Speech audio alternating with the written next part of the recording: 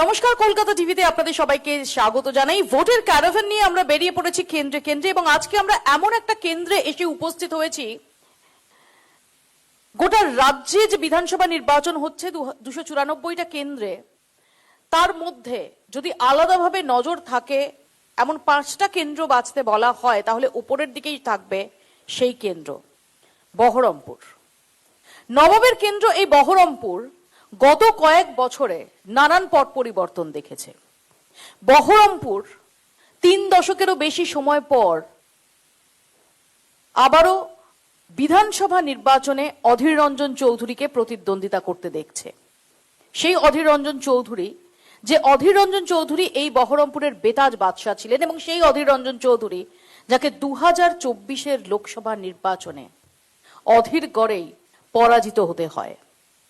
অধীর রঞ্জন চৌধুরী তিনি বিধানসভা নির্বাচনকে বেছে নিয়েছেন এই বহরমপুরের যে হারানো জমি সেটা আবার পুনর্দখল করার জন্য। অন্যদিকে আমরা দেখেছি যে গত কয়েক বছরে বিজেপির উত্থান, আমরা দেখেছি গত নির্বাচনেও বিজেপি এই বিধানসভা কেন্দ্র সেখানে জয়লাভ করেছে। অন্যদিকে তৃণমূল কংগ্রেস, যারা এখনো পর্যন্ত বহরমপুর বিধানসভা কেন্দ্রে কখনো জয়লাভ করতে পারেনি, তারাও এবার সর্বশক্তি দিয়ে ঝাঁপিয়ে পড়ছে। মমতা বন্দ্যোপাধ্যায় থেকে অভিষেক বন্দ্যোপাধ্যায় কেউ বাদ যাচ্ছে না এই বহরমপুর কেন্দ্রে প্রচারে, কারণ এই বহরমপুরে এবারের লড়াই শুধুমাত্র একটা রাজনৈতিক লড়াই নয়, একটা প্রেস্টিজ ফাইট। আজকাল আমরা একটা শব্দ খুব শুনে থাকি, ওজি।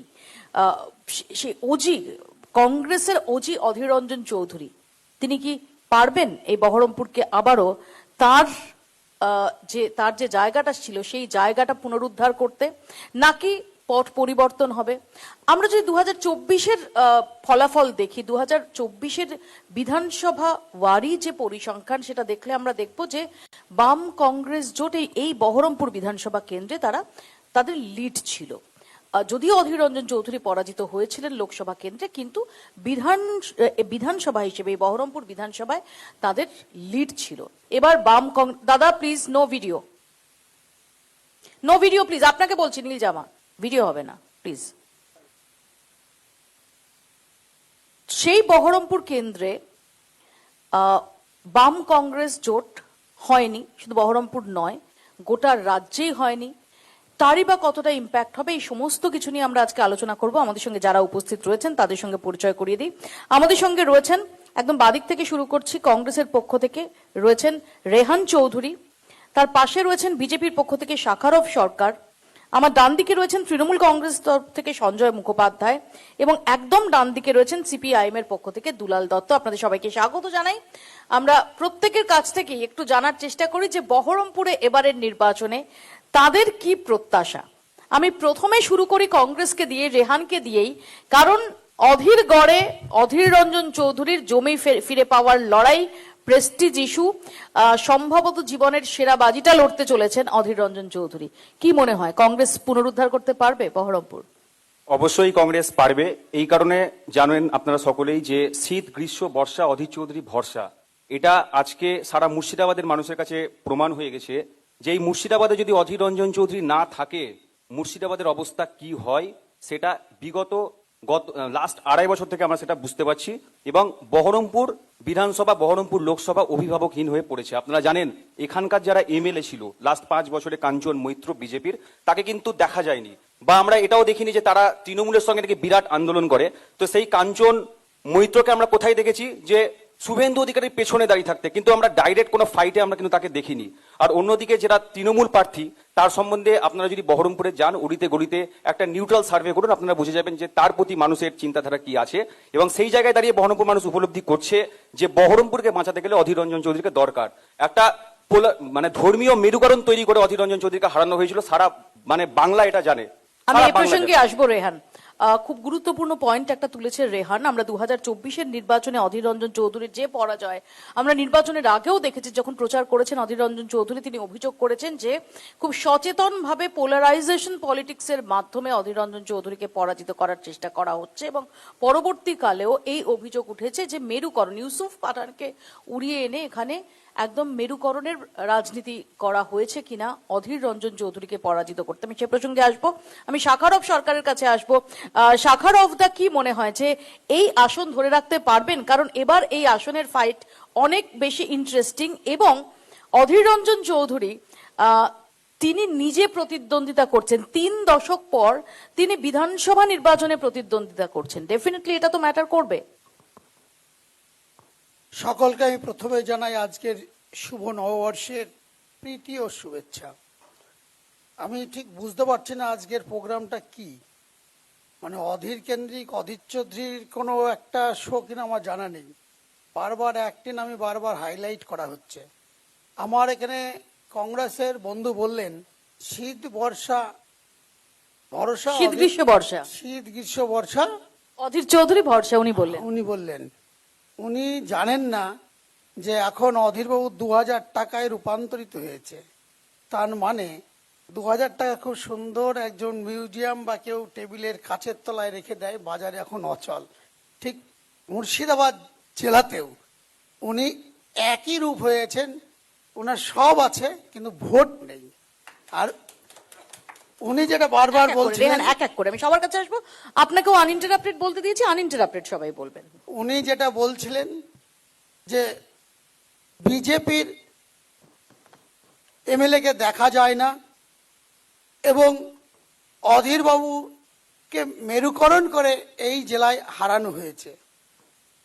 আমরা হয়তো ভুলে গেছি সাপুরিয়ার মৃত্যু সাপের হাতেই হয়, সাপের কাটেই কিন্তু সাপুরিয়ার মৃত্যুটা হয়। কারণ এই মুর্শিদাবাদ জেলা, আজকে আমরা যে কক্ষে আজকে এই সভা করছি বা যে শোটা করছি, এই জেলা পরিষদে প্রথম যদি কোনো সংখ্যালঘু সভাধিপতি করা হয় তার নাম অধীর রঞ্জন চৌধুরী করেছিলেন সিদ্দিকা বেগম। আমি এখানে একটা প্রশ্ন করি, সেটা হচ্ছে এটাও তো ঠিক যে যে সুব্রত মৈত্র, কাঞ্চন মৈত্র, যিনি আপনাদের, আমি প্রশ্ন করতে পারি, আমি প্রশ্ন করতে পারি, এটা আমার ডিসিশন। সেটা হচ্ছে যে এই সুব্রত মৈত্রকেও প্রথম ভোটের রাজনীতিতে অধীর রঞ্জন চৌধুরী এনেছিলেন বলে তো শোনা যায়। এই ঘুরে ফেরে অধীর রঞ্জন চৌধুরী, বহরমপুর নিয়ে আলোচনা করলে অধীর রঞ্জন চৌধুরীকে নিয়ে আলোচনা করতেই হবে। শাখারভদা, আরে এখন অচল পয়সা দাম নেই দিদি ভাই, 2000 টাকা বাজারে চলবে না। আপনি এমনি দিতে গেলে বাজারে কেউ 2000 টাকা নেবে না, এটা কেন আপনি মানতে পারছেন না? অধীর বাবুই তো এখানে মেরুকরণের রাজনীতি বললেন। অধীর বাবুই তো সিদ্দিকা বেগমকে প্রথম জেলা পরিষদ সভাধিপতি করেছিলেন। বহরমপুর শহরে প্রথম বাবুল কবিরকে প্রথম তিনি পৌরসভার চেয়ারম্যান করেছিলেন।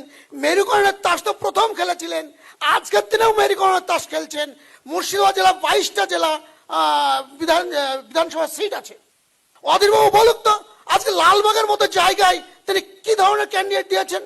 আজকে বলুন তো কাঁদির মতো জায়গায় কি ধরনের ক্যান্ডিডেট দিয়েছে? এখন এই নামগুলো যদি বলি তাহলে আপনি বলবেন বিজেপি সাম্প্রদায়িক। সকলে তো সাথে সব জায়গায় নিশ্চয়, কিন্তু আপনি অন্য জায়গায় দাঁড়াবেন। সিপিএম কোনোদিন ডমকুলের মতো জায়গায় চ্যাটার্জি বন্দ্যোপাধ্যায়কে দিয়েছে? সিপিএম কোনোদিন এই বহরমপুর লোকসভায় প্রমথোষ ব্যানার্জির জায়গায় আনিসুর রহমানকে দাঁড় করিয়েছে? এটা বাস্তবকে স্বীকার করতে হবে। আমার এখানে একটা প্রশ্ন, যে রাজ্যে 30% কাছাকাছি সংখ্যালঘু মানুষ রয়েছেন, সেই রাজ্যে 294টা আসনে আপনারা কোনো সংখ্যালঘু ক্যান্ডিডেট দেননি বলে কেউ, কোনো পার্টি, সেটা সিপিআইএম হোক, কংগ্রেস হোক, তৃণমূল কংগ্রেস হোক, যদি সংখ্যালঘু ক্যান্ডিডেট দেন সেটা সঙ্গে সঙ্গে আমি সংখ্যালঘু ক্যান্ডিডেট বলিনি তো। আমি কি বললাম? আমি বললাম ডমকুল আনিসুর রহমান প্রযোজ্য। এক সেকেন্ড, কিন্তু বহরমপুর শহরে কিন্তু নিপন চৌধুরী প্রযোজ্য। এটা সিপিএম পরপর চালু করে এসছে। আমি এ প্রসঙ্গে সঞ্জয় বাবু এবং দুলাল বাবুর কাছেও আসবো। তার আগে একটা ছোট্ট ব্রেকের সময় হয়েছে, ছোট্ট একটা বিরতির পর ফিরছি। দেখতে থাকুন ভোটের ক্যারাভ্যান বহরমপুর থেকে সরাসরি।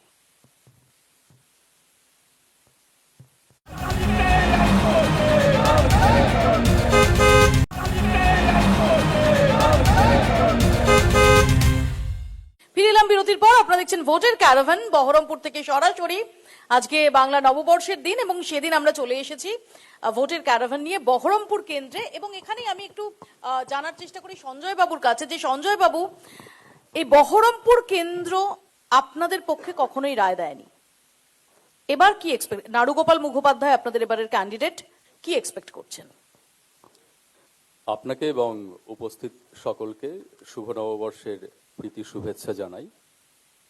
এখন আমরা তো সর্বান্তকরণে এটাই চাইছি এবং এটাই ভবিতব্য যে নাড়ুগোপাল মুখার্জি এবার বিপুল ভোটে জয়যুক্ত হবে 72 বহরমপুর বিধানসভা কেন্দ্রে।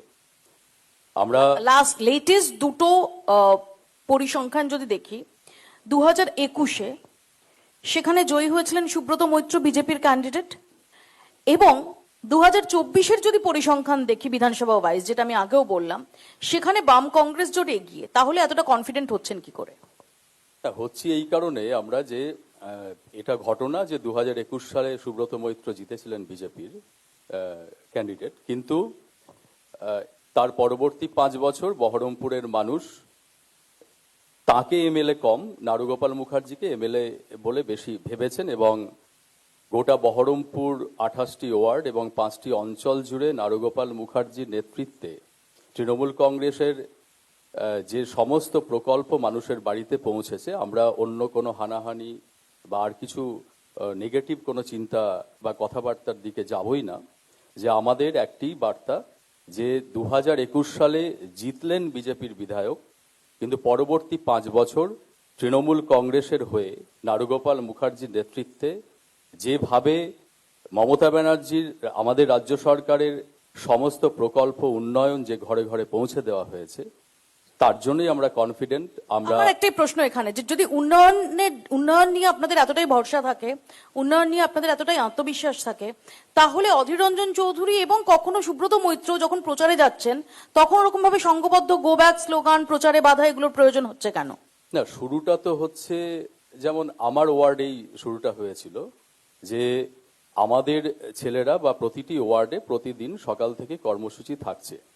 এখন কংগ্রেসের পক্ষ থেকে প্রথম যেটা শুরু, এটা উদ্দেশ্য প্রণোদিতভাবেই করা হয়েছিল বলে আমরা মনে করছি। আমরা নিজেরা খুব শান্ত থেকেই সেটা ট্যাকল করা হয়েছে এবং আমরা তো জানি, বহরমপুরের মানুষ জানে যে অধীর রঞ্জন চৌধুরীর নেতৃত্বে যখন কংগ্রেস বহরমপুরে চলতো, মিউনিসিপ্যালিটি চলতো, বিধানসভা চলতো, সেই সময় অন্ধকারের বহরমপুর, রাস্তা ভাঙা বহরমপুর, লাইট না থাকা বহরমপুর, এই বহরমপুরকে এবং খুন জখমের বহরমপুরকে মানুষ দেখেছে।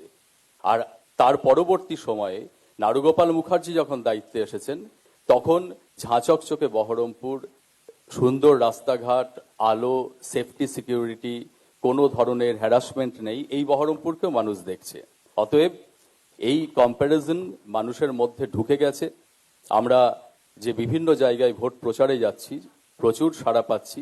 আমরা কংগ্রেসকে আমাদের প্রতিদ্বন্দ্বী বলে ভাবছি না, কারণ যে মানুষটি প্রতিদ্বন্দ্বী ভাবছেন বিজেপিকে, মানে যেহেতু আমাদের রানিং এমএলএ বিজেপির, অতএব আমরা তো মানে নীতিগত লড়াই অবশ্যই আমাদের বিজেপির সাথে। একটু আস্তে প্লিজ, যারা যারা বসছেন প্লিজ এসে বসুন, কিন্তু প্লিজ দেখুন শোটা তো চলছে, প্লিজ একটু কথাটা কম বলুন। কারণ বিজেপির বাংলা দখল করবার যে চক্রান্ত, যেটা আর্থিক বঞ্চনা, এসআইআর, এই রকমের এক রাতে, আমি আসবো এই প্রসঙ্গে ডেফিনেটলি।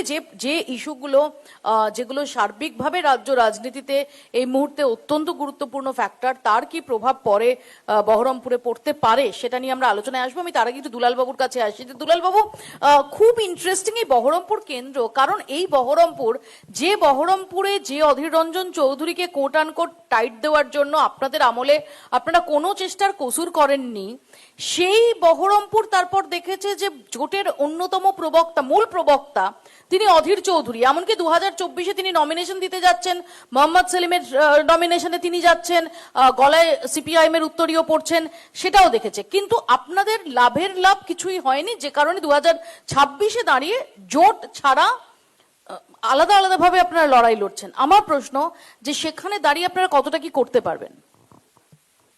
নমস্কার সবাইকে।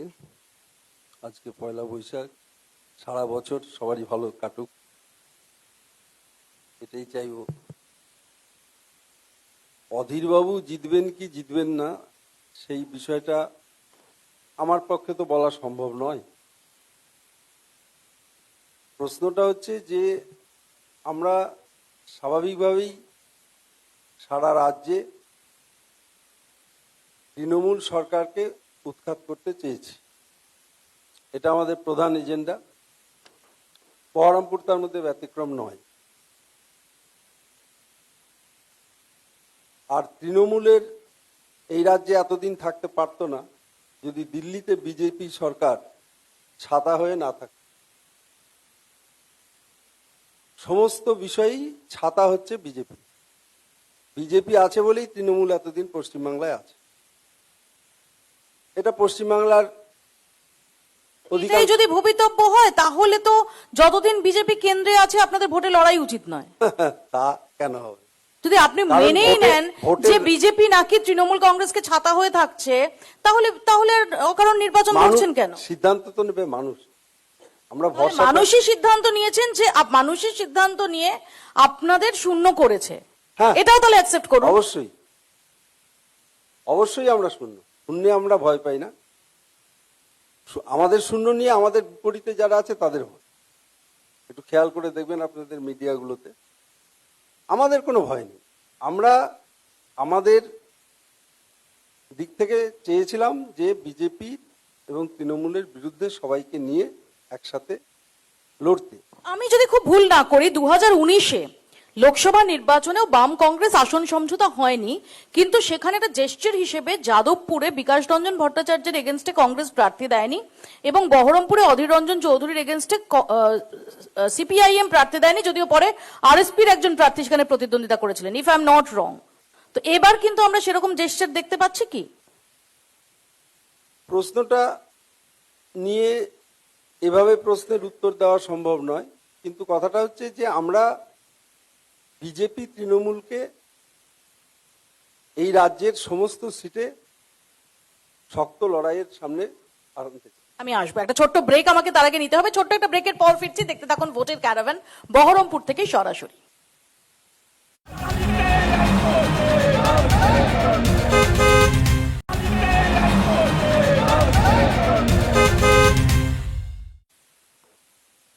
ফিরে এলাম বিরতির পর। আপনারা দেখছেন ভোটের ক্যারাভান বহরমপুর থেকে সরাসরি। আমি শাখারফদার কাছে আসি। শাখারফদা, আপনি এই সুব্রত মৈত্রের যে গত 5 বছরের যে বিধায়ক হিসেবে তার দায়িত্বভার পালন করেছেন, আপনি বলুন যে কোন বিষয়গুলো কি কি তিনি করেছেন যেগুলোকে সামনে রেখে আপনারা ভোট চাইতে যাচ্ছেন? কারণ একটু আগে সঞ্জয় মুখার্জি তিনি অভিযোগ করেছেন যে যা উন্নতি করার পুরসভার চেয়ারম্যান হিসেবে নারুগোপাল মুখার্জি করেছেন আপনাদের, এবং একটু আগে রেহানও বলছিল যে সুব্রত মৈত্রকে নাকি সেভাবে তার উপস্থিতি দেখাই যায় না। হ্যাঁ, উনি যেখানে শেষ করলেন যে মুর্শিদাবাদে নাড়ুবাবু বহরমপুর শহরে নিরাপত্তা দিয়েছেন, এখানে ঝা চকচকে রাস্তা করেছেন, লাইট করেছেন, উন্নয়নের জোয়ার এনেছেন, কিন্তু অবশ্যই এনেছেন নিরাপত্তা বলতে আমরা বহরমপুর গোড়াবাজারে সন্ধ্যা না লাগতেই মালদার আমার পাশের জেলার একটা ছাত্রীকে খুন হতে দেখলাম, এটা একটা উন্নয়ন। আমরা দেখলাম কাদায়ে একটা আবাসিকে মা, ছেলে এবং ঠাকমা একই পরিবারের 3 জনকে খুন হতে দেখলাম, এটা একটা উন্নয়ন। ওনার বলা উচিত ছিল ম্যাডাম এক সেকেন্ড, ম্যাডাম কি অসুবিধা হয়েছে কিছু? প্লিজ বসুন না জায়গায়, প্লিজ। ওনার বলা উচিত ছিল বহরমপুর শহরের উন্নয়ন মানে নিকাশি ব্যবস্থা বন্ধ হয়ে গেছে, মানে শহর সংলগ্ন এবং শহরের মধ্যেও বড় বড় জলাশয়গুলো ভরাট করেছি, ফ্ল্যাট কন্ট্রাক্টরদের কাছ থেকে মোটা অঙ্কের পৌরসভার ট্যাক্সের নাম করে টাকা নিয়েছি, এগুলো তো উন্নয়ন। ওনার বলা উচিত ছিল। উত্তর নেই সঞ্জয় বাবু। আচ্ছা, সবকটা মাইক অনই আছে, টেস্ট করতে হবে না। আচ্ছা, এই কথাটা দীর্ঘদিন ধরেই বিজেপির বন্ধুরা বা বিরোধীরা চালিয়ে আসছে, জনগণরাও বলছেন। বলতে দিন শাখারফদা প্লিজ, যাই হোক। এক এক করে। কিন্তু নগরায়নকে তো আপনি অস্বীকার করতে পারবেন না। এখন গোটা মুর্শিদাবাদ জেলার মানুষ বহরমপুর মুখী। তা সে বহরমপুর মুখী মানুষকে জায়গা দিতে গেলে এখানে ফ্ল্যাট করতে হবে, খুব স্বাভাবিকভাবেই ফ্ল্যাট বাড়ছে এবং সেই ফ্ল্যাট বাড়ার সাথে সাথে বাকি যা যা আনুষঙ্গিক যে জায়গাগুলোতে উনি বললেন যে জলা জমিয়ে ফ্ল্যাট করতে হচ্ছে, তো জলা জমিয়ে ফ্ল্যাট করবার উদাহরণ উনি একটা দিলে ভালো হয়। কিন্তু এখনো কেস চলছে। এক এক করে সাগরদা please এক এক করে। আচ্ছা, মোটের ওপর চেয়েছেন। যে এই গোটা মুর্শিদাবাদ জেলার মানুষের চাপ সামলাতে গিয়ে বহরমপুরে ফ্ল্যাট হচ্ছে, কিন্তু সেটা পরিকল্পিতভাবেই হচ্ছে এবং এটা কোথায় কোন জায়গায় ফ্ল্যাটগুলো হলে ভালো হয়। এই যে জল জমার যে সমস্যাটা বললেন, জল জমার সমস্যাটা গত বছরেই একটা সিস্টেম চালু করে অনেক জায়গার জল জমাকে আমরা সঞ্জয়বাবু, আমার এখানে একটা প্রশ্ন শাখারবদা, যদিও শাখারবদা আবার বলবেন যে অধীর চৌধুরীময় আলোচনা হচ্ছে ঘটনাচক্রে বহরমপুর এবং অধীর রঞ্জন চৌধুরী বছরের পর বছর এতটাই সমার্থক হয়ে থেকেছে যে যে কোনো আলোচনা করলে অধীর চৌধুরীর প্রসঙ্গ উঠবেই। এবার এখানে সঞ্জয়বাবু প্রশ্ন হচ্ছে, বহরমপুর নিয়ে অধীর রঞ্জন চৌধুরী নিয়ে নানান কথা প্রচলিত রয়েছে, নানান কাহিনী শোনা যায়। সেখানে দাঁড়িয়ে বহরমপুরে কান পাতলে কিন্তু অধীর রঞ্জন চৌধুরী যখন এখানে দোর্দণ্ড প্রতাপ হিসেবে রয়েছেন, সেই সময় এখানে মহিলাদের সুরক্ষার বিষয়টা অনেকেই বলেন, যখনই একান্তে কথা হয় যে অধীর রঞ্জন চৌধুরীর সময় কেউ এটা ইফটিজিং করতো না। এটা কি তাহলে তারা মিথ্যে বলেন? না, এটা বহরমপুর শহরের কালচার। এটা অধীর রঞ্জন চৌধুরীর সময় বা এখনকার সময় বলে নয়, এটা বহরমপুরের মানুষ। শাখারবদা যেটা বললেন যে কিছুদিন আগে আমরা দেখেছি যে একজন ছাত্রীকে একদম ভরা সন্ধে খুন করা হলো। না, সেটা তো শুধু বহরমপুর কেন, এই ধরনের ইনসিডেন্ট গোটা বাংলায় হচ্ছে। গোটা বাংলায় নয়, গোটা ভারতবর্ষ জুড়ে আপনি বিজেপি শাসিত রাজ্যগুলোতে যদি যান, আমাদের বাংলার মানুষ কিভাবে বাইরে গিয়ে হেকেলড হচ্ছেন, অত্যাচারিত হচ্ছেন, খুন হচ্ছেন, সেটা শাখারবদা তার জবাব দেবেন। আর বাকি থাকলো ওই একটি বা দুটি ইনসিডেন্ট, এটা আমরা বিচ্ছিন্ন ঘটনা বলেই মনে করছি এবং তার যোগ্য শাস্তি পেয়ে গেছে। আমি আসবো, আমি একটু রেহানের কাছে আসি। রেহান, একটু আগে শাখারবদা যেটা বলছিলেন যে অধীর রঞ্জন চৌধুরী এখন অবসলিট হয়ে গেছেন। আমরা দেখছি নারুগোপাল মুখার্জি, যে নারুগোপাল মুখার্জিরও রাজনীতিতে যে তার প্রবেশ, সেটা অধীর রঞ্জন চৌধুরীর হাত ধরেই। সেই নারুগোপাল চৌধুরীও বলছেন যে তিনি সত্তরোর্ধ হয়ে গেছেন, তিনি যদি এখন তার কথা মতো কোট আনকোট গুন্ডামি করতে চায় তাহলে তার পাল্টা তাকে ফেস করতে হবে। আমরা দেখছি অধীর রঞ্জন চৌধুরী তিনি যখন কোথাও যাচ্ছেন সেখানে গো ব্যাক স্লোগান উঠছে। সত্যি কি অধীর রঞ্জন চৌধুরী বহরমপুরের আম মানুষ যারা, তাদের কাছেও জনপ্রিয়তা হারাচ্ছেন? একদমই নয়, এটা একদমই ভুল কথা। কারণ তারা যেটা বলছে আজকে বিজেপি বা তৃণমূল যে অধীর রঞ্জন চৌধুরী 3 নম্বরে আছেন, এটা সম্পূর্ণ ভুল। এই কারণ কি তৃণমূলকে যখন কোনো আক্রমণ করতে হচ্ছে তখন সে বিজেপিকে আক্রমণ করছে না। এখানে কংগ্রেসের সবাই তাদেরকে ঢুকতে হচ্ছে, কংগ্রেসের সমর্থকদেরকে মারতে হচ্ছে। কিছুদিন আগে আপনারা দেখলেন আমাদের 2 জন কর্মীর ওপর আঘাত করা হলো। তাহলে কংগ্রেসে কেন বারবার আক্রমণ করছে, এটা আমাদেরকে প্রশ্ন করতে হবে। যদি এতই আলোচিত বিষয় বিজেপি হয়, বিজেপির যদি এতই তৃণমূলকে নিয়ে ভয় ভাই, তারা কিন্তু কেউ কাউকে আক্রমণ করছে না। মেন আক্রমণ হচ্ছে অধীর রঞ্জন চৌধুরী। এখানেই প্রমাণিত হচ্ছে যে বহরমপুরের মানুষ অধীর চৌধুরীকে চাইছে এবং অধীর চৌধুরীকে কিভাবে হারানো হয়েছে সেই গল্প আমরা সকলেই জানি। এবং যেটা বলছেন যে সমগ্র পৌরসভার উন্নয়ন নাকি অধীর রঞ্জন চৌধুরীর আমলে হয়নি, সমস্ত উন্নয়ন নাকি তৃণমূলের এই সময় হয়েছে, তো এটা একদম ভুল ধারণা। আপনারা যদি যান তাহলে বুঝতে পারবেন যে বহরমপুর পৌরসভা কিভাবে দুর্নীতির সঙ্গে যুক্ত। কেউ হয়তো ভয়ে বলবে না, সেটা আলাদা ব্যাপার। ঠান্ডা মাথায় গিয়ে যদি বলা হয় যে তোর কোনো ভয় নাই বল, এই তৃণমূলের যারা নেতা বা কর্মী আছে তারাই কিন্তু মুখ খুলে অনেক কিছু দেখতে পাবেন। এখন বলছে যে নগরায়ণ হয়েছে, নানা রকমের ফ্ল্যাট তৈরি হয়েছে, কিন্তু পশ্চিমবাংলা যে পৌর আইন, সেই আইন অনুযায়ী দেখবেন যে 16 ফিটের রাস্তা হলেই কিন্তু ফ্ল্যাটের পারমিশন পাওয়া যায়। এই বহরমপুরে অনেক ফ্ল্যাট আপনারা দেখতে পাবেন যে 7 ফিট 8 ফিট সামনে রাস্তা, তার উপরও ফ্ল্যাট তৈরি হয়ে গেছে। কি করে হচ্ছে, কোথায় সেই টাকা যাচ্ছে, প্রশ্ন করতে হবে। এবং পশ্চিমবাংলার সামগ্রিকভাবে পশ্চিমবাংলা যে পিছিয়ে, চিকিৎসা ক্ষেত্রে আপনারা যান, স্বাস্থ্য ক্ষেত্রে যান, সব দিক দিয়ে পিছিয়ে। আমি আসবো, আমি পোলারাইজেশন প্রশ্নে আমরা দেখলাম যে পোলারাইজেশন প্রশ্নে ব্যাট ধরলেন শাখারবদা, কিন্তু আমি সঞ্জয় মুখার্জির কাছে এবার এই প্রশ্নটা নিয়ে যাব। আমি প্রথম বলিনি, উনিই বলেছেন প্রথম অধীর বাবুকে পোলারাইজেশন করে হারানো হয়েছে। অবশ্যই polarization করা হয়েছে, মুর্শিদাবাদের মানুষ কাউন্টারে আপনি ব্যাট ধরেছেন। সেটার কাউন্টারে আপনি ব্যাট ধরেছেন। আবার বললেন অধীর বাবুকে নাকি আচ্ছা, 3 নম্বরে, আমি কিন্তু বলিনি 3 আচ্ছা, নম্বরে। এক সেকেন্ড, রেহান। 3 নম্বরে নাড়ুবাবু দেবেন না অধীর বাবু দেবেন সেটা যেহেতু তৃণমূলের যে আচ্ছা, ব্যক্তি রেহান আছেন, রেহান শাখারদ্দা দুজনকে বিরত করছি। আমি সঞ্জয় বাবুর কাছে আমার এখানেই প্রশ্ন, যে ইউসুফ পাঠানকে এনে পোলারাইজেশনের পথ বেছে নিয়ে অধীর রঞ্জন চৌধুরীকে পরাস্ত করা, এই অভিযোগ অস্বীকার করতে পারেন? নাম্বার 1। নাম্বার 2, নারুগোপাল মুখার্জি আপনাদের বিধানসভার ক্যান্ডিডেট। নারুগোপাল মুখার্জি তিনি পুরসভার চেয়ারম্যান হিসেবে কি পরিষেবা দিয়েছেন তার উপর দাঁড়িয়ে ভোট হবে কি হবে না, এটা ডেফিনেটলি এটা আলোচ্য বিষয় হতে পারে। বাট এই 2 বছরে ইউসুফ পাঠানের কন্ট্রিবিউশনটা কি একটু বলবেন? ইউসুফ পাঠানকে একটা মানে এই কথাই ভাসিয়ে দেওয়া হয় যে ইউসুফ পাঠান এখানকার এমপি, কিন্তু তাকে দেখা যায় না। কিন্তু ইউসুফ পাঠান, আপনারাই তো গোটা রাজ্য জুড়ে বহিরাগত থিওরি আনেন। এমনকি যখন প্রধানমন্ত্রী এ রাজ্যে আসেন তখনও বলেন আপনারা বহিরাগত। আজকেও আমরা দেখেছি যে মমতা বন্দ্যোপাধ্যায় থেকে শুরু করে অভিষেক বন্দ্যোপাধ্যায় তারা বলছেন যে বহিরাগতদের বাঙালিরা হারিয়ে দেবেন। প্রশ্ন হচ্ছে, ইউসুফ পাঠান বহিরাগত কি বহিরাগত নয়? ইউসুফ পাঠান ডেফিনেটলি বহিরাগত, কিন্তু একজন বিশ্ববরেণ্য ক্রিকেটার।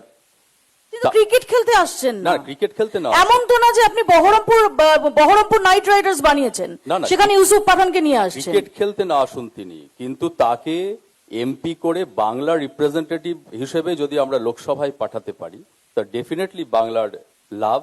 এই চিন্তা আমাকে একটা কি লাভ, আমি একটু বলুন, এক সেকেন্ড, আমি একটু বুঝতে চাই। ধরুন গুজরাট থেকে বাংলার কোন ক্রিকেটার বা কোন অ্যাক্টর বা কোন প্রথিতযশা, এক সেকেন্ড তাকে লোকসভায় পাঠাতে হয়। ধরুন উত্তরপ্রদেশ থেকে বাংলার কাকে পাঠাতে হয়, তামিলনাড়ু থেকে বাংলার কাকে পাঠাতে হয়, হাউ ডাজ দ্যাট ম্যাটার? না, এটা ওইভাবে চিন্তা করলে হবে না।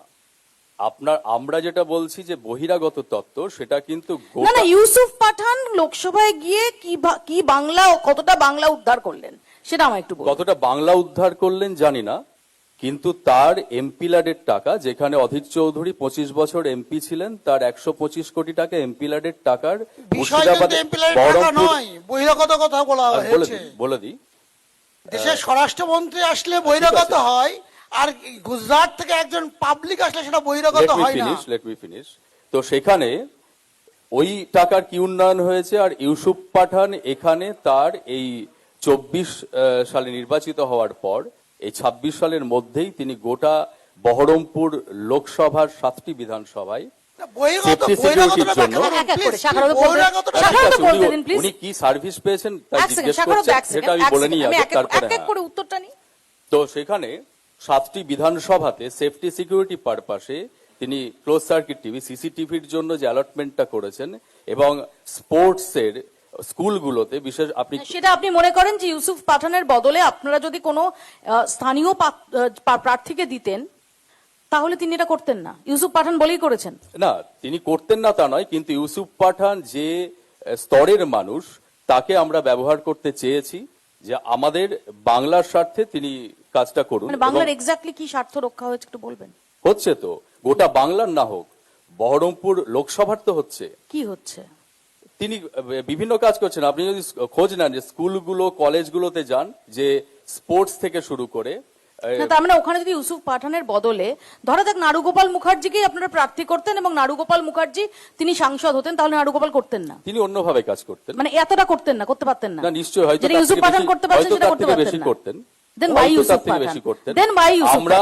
আমরা বহিরাগত বলতে 1-2 জন প্রার্থীর কথা বলছি না, গোটা ইউপি, গোটা গুজরাট উঠে চলে আসছে বাংলা দখলের জন্য। বহিরাগত নন, শত্রুঘ্ন সিনহা বহিরাগত নন, ইউসুফ পাঠান বহিরাগত না। এদিকে লিয়েন্ডার পেস, তিনি সম্প্রতি বিজেপি জয়েন করার পর, যিনি আপনাদের জয়েন করেছিলেন, তিনি বহিরাগত। না, ডেফিনেটলি লিয়েন্ডার পেস বহিরাগত। আমরা তো লিয়েন্ডার পেসকে এখানে রাখিনি, আমরা গোয়াতে পাঠিয়েছিলাম তৃণমূল। আপনারা কোথায় পাঠাবেন তার উপর নির্ভর করবে লিয়েন্ডার পেস বহিরাগত না বহিরাগত না। Leander pace very much rooted কলকাতায়। না, ঠিক আছে, কলকাতার ছেলে, লিয়েন্ডার পেসকে বহিরাগত। কলকাতা থেকে তার যখন হল অফ ফেম অবধি যাত্রা, সেটাতে আমরা কলকাতাবাসী হিসেবে, আমরা বঙ্গবাসী হিসেবে, এই রাজ্যের বাসিন্দা হিসেবে আমরা তাতে প্রাইড নিইনি। জাস্ট বিকজ উনি তৃণমূল কংগ্রেস জয়েন করেছেন, উনি বিজেপি জয়েন করেছেন, রাজ্যসভার এমপি করেছেন। আপনার কি একজন উকিলকে?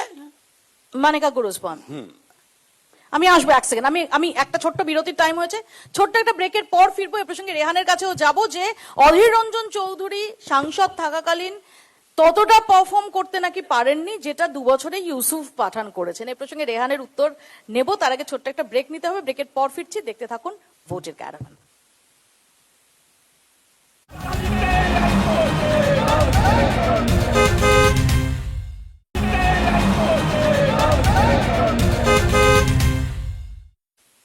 Stand by. হ্যাঁ, ফিরে এলাম বিরতির পর। আপনারা দেখছেন ভোটের ক্যারাভান। আমি খুব সংক্ষেপে অডিয়েন্সের দুটো প্রশ্ন নিয়ে নেব।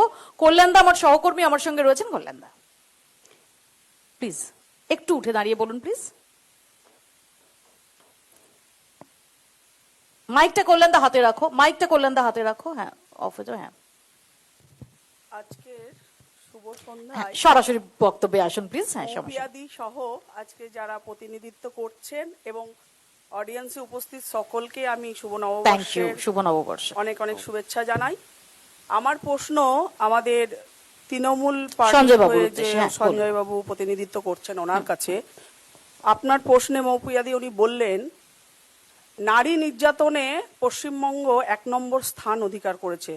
আমাদের পশ্চিমবঙ্গে আমরা সকলেই জানি মহিলা মুখ্যমন্ত্রী থাকা সত্ত্বেও, তো যেমন দিদি বলেন যে কোথাও ধর্ষণ হলে এটা ছোটখাটো ঘটনা, বিচ্ছিন্ন ঘটনা, মহিলাটি প্রেগনেন্ট ছিল, অ্যাফেয়ার ছিল, তো এই বিচ্ছিন্ন ঘটনা করতে করতে আজকে আরজিকরের মতন কাণ্ড ঘটে গেছে। আজকে অভয়ার মা রাস্তায় নেমেছে।